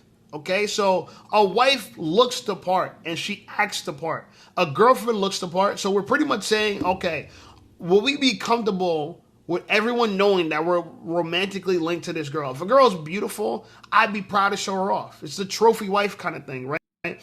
So if a girl's very attractive, I know if I would want to be seen in court in public with her. Okay, if I wouldn't want to date her, what I'm really saying to her is, I don't find you attractive. I would not want people to think that we're together. I would not want people to see me with you in public. That's what we're talking about. The whole marriage thing, I can tell if a girl's a wifey material generally after the first day or so, based on how she carries herself, the way she walks, the way she talks, the way she dresses. A lot of the things of what make up a wife is literally her disposition. How she walks and enters the world, how she really shows herself, how she presents herself to the world. Okay? If you present yourself like a skank, no, you're not a wife. You might be attractive. We might sleep with you, but we would not date you or marry you. Okay? Some men, they would date any girl that's very attractive because they've never dated an attractive woman before. Men like me, you'll be put in the F zone. Yeah, we could become fuck buddies, but I won't date a girl who I know is openly a slut.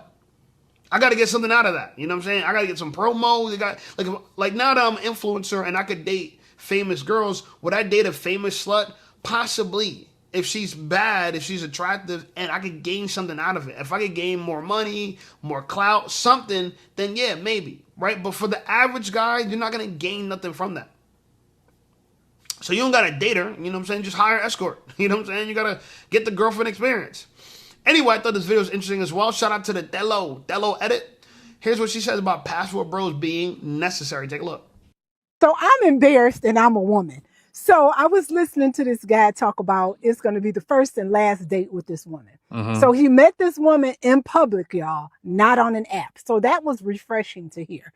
So he said she had given him the ad like about 3 or 4 times, basically signaling for him to come over and talk to her. So he did that. They exchanged numbers. He wound up taking her out 2 days later. So they went to what it sounds like 4 drinks, and it was like a speakeasy that was like super relaxed but romantic. And he said that she came relaxed. So he was like, okay, cool. She a pretty relaxed girl. So this is going to be a good date. So they got drinks. They started talking and she went in for the kill. Okay. She was like, what do you do for a living? So he told her, he asked her what she did for a living. She told him. And then her next question was, how much do you make a year? So he said to himself, like, that was a first and actually very bold, but whatever. He answered the question. So they continued talking and all of that type of stuff. And he was like, well, how much does a man need to make to date you? And she said 300,000 to 400,000. Smoking okay. dicks. So he was like, all right, well, why? Why does Crack he need to make that cocaine. much? And she was like, well, you know, because of my Crack lifestyle cocaine. and, you That's know, the why. guys Crack. that I've dated, you know, they said that they made a certain amount, but they were really broke, blah, blah, blah, blah, blah. So that is interesting. So then he asked her how much she made a year. oh my goodness, why did she get offended and did not want to tell him, like danced around it and everything. So he was like, okay, the date ended super quick. And he was thinking to himself, we ain't ever going out. Like, I'm good. I'm straight on you because I know the tip that you're on. So then when they started to leave, she was like, I'm offended that you were asking me all of these personal questions. And he was like, wait a minute. So it's okay for you to ask me personal questions, but I can't ask you. Like, really? Like, ladies, we got to stop that. Like, literally, y'all are making this so blatantly transactional that it's ridiculous. And you cannot be offended about somebody asking you the same questions that you're asking them. So basically, you get a chance to be mysterious, but a man has to lay it all out on the line for you. No. Any man that makes that type of money is literally has to be in the C-suite. And trust and believe, you will not have 100% of his undivided attention, period, because he's responsible for staff. He has pressure. He has a board that he probably has to report to, and he's everywhere and anywhere because he's working 100% of the time. And if you want a man that makes that type of money, you have to be ready for that type of lifestyle. And typically, women are not. They are going to start complaining that they are not getting enough time with them. They are not getting the things that they want. And then guess what's going to happen? They are going to cheat on that said man that they wanted. Like, are you serious? Like, oh my goodness. I was completely embarrassed and uncomfortable listening to the story that he was telling. And if I'm like, if that's one woman that has done this on a date, there are several women that has done that. And that is completely sad. And now I understand why these men are getting passports like crazy and calling themselves passport bros, because they should. Things are different overseas, man. I'm telling you, things are different overseas. Shout out to the passport bros. One of my good friends, he's a passport bro. And it's funny because people try to shame passport bros. They try to say, "Oh, well, he's only going overseas because those girls are cheap, and you spend $30 and they'll suck off the whole crew." And she makes it seem like that's we're offended by that, or maybe the woman should be offended by that. Listen, lady, cheaper is not a bad thing for us. Okay, she might be upset that she wants to earn less money. Oh yeah, I ain't gonna do it for cheaper. I'm more valuable than that. But that's the thing about it. Women across the seas, they'll do it for cheaper, and they're younger, and they're prettier, and they're more feminine. Think about that. Now, this girl, let's address this girl. She wants a man that makes $300,000 and $400,000 a year. That's what you want. You know the question we should ask these women? Not how much does a man need to earn, but why do you deserve that? Why do you deserve a man that makes 300 to 400K a year? Why do you deserve it? Why not? Why does a woman not deserve it more than you? How are you better than the other next women who could possibly be just as deserving, younger, and more attractive than you? Forget about how much she earns. How about how much does she weigh? Okay? How about that? How about what's her diet? How healthy is it? Let me see your blood tests. Okay?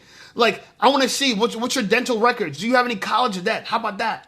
Okay? A lot of women make it seem like, oh yeah, don't ask me all these questions. You're making it feel like an interview, but they don't ask you mad questions. Make it make sense. It doesn't make any sense. Modern dating is cooked. Modern dating is cooked. Women walk around thinking they could just demand whatever they want, but they never think they have to explain why they deserve it. You don't get what you want in life, and you don't even get what you deserve in life. You get what you negotiate. A lot of these women cannot negotiate to get a man that makes a bunch of money when you're older, you already have a child, you're not that attractive, and you're not that fit. You don't got the leverage. Ladies, you have 20 good years after you get your period to seize a high-value man. And most of y'all wait to the very end because feminism told you, get your career first, delay having a kid. So you wait till the back half of your sexual desirability. Makes no sense. Anyway, like the video, subscribe to the channel blowing up. I appreciate you guys. Check out some of my other videos, and I'll see y'all over there. Yo. Why I feel like that video was so damn long. Yeah. Pack it up, man. I gotta pack it up, dog. Got to pack it up. Yeah, I was gonna do this video about this Houston female rapper that's been passing around playing past the germs, but I ain't got it in me, y'all. I ain't got it in me. That's all I got for today, man. Appreciate you for sliding through, Uger. Tomorrow we're gonna have a way better show, man. Hopefully. It depends on how beat up I am at the end of the night. But I'm gonna try to work. I'm gonna try to go to sleep early, even if I do get off late. Last night I could not go to sleep, man. I just couldn't get it. But yeah, we're gonna work this shit out, man. Appreciate y'all coming through, man. Appreciate everybody that showed up, man. Be easy, be safe out there, man. Praise to the Most High. And if you make some money when I'm not around, just make sure that you bring a receipt so I know you ballin'. I'm always gonna do that outro, man. That shit still feels so good every time I say it. But y'all be good, man. Everybody be good out there, man. Hit y'all up tomorrow, man. Appreciate you.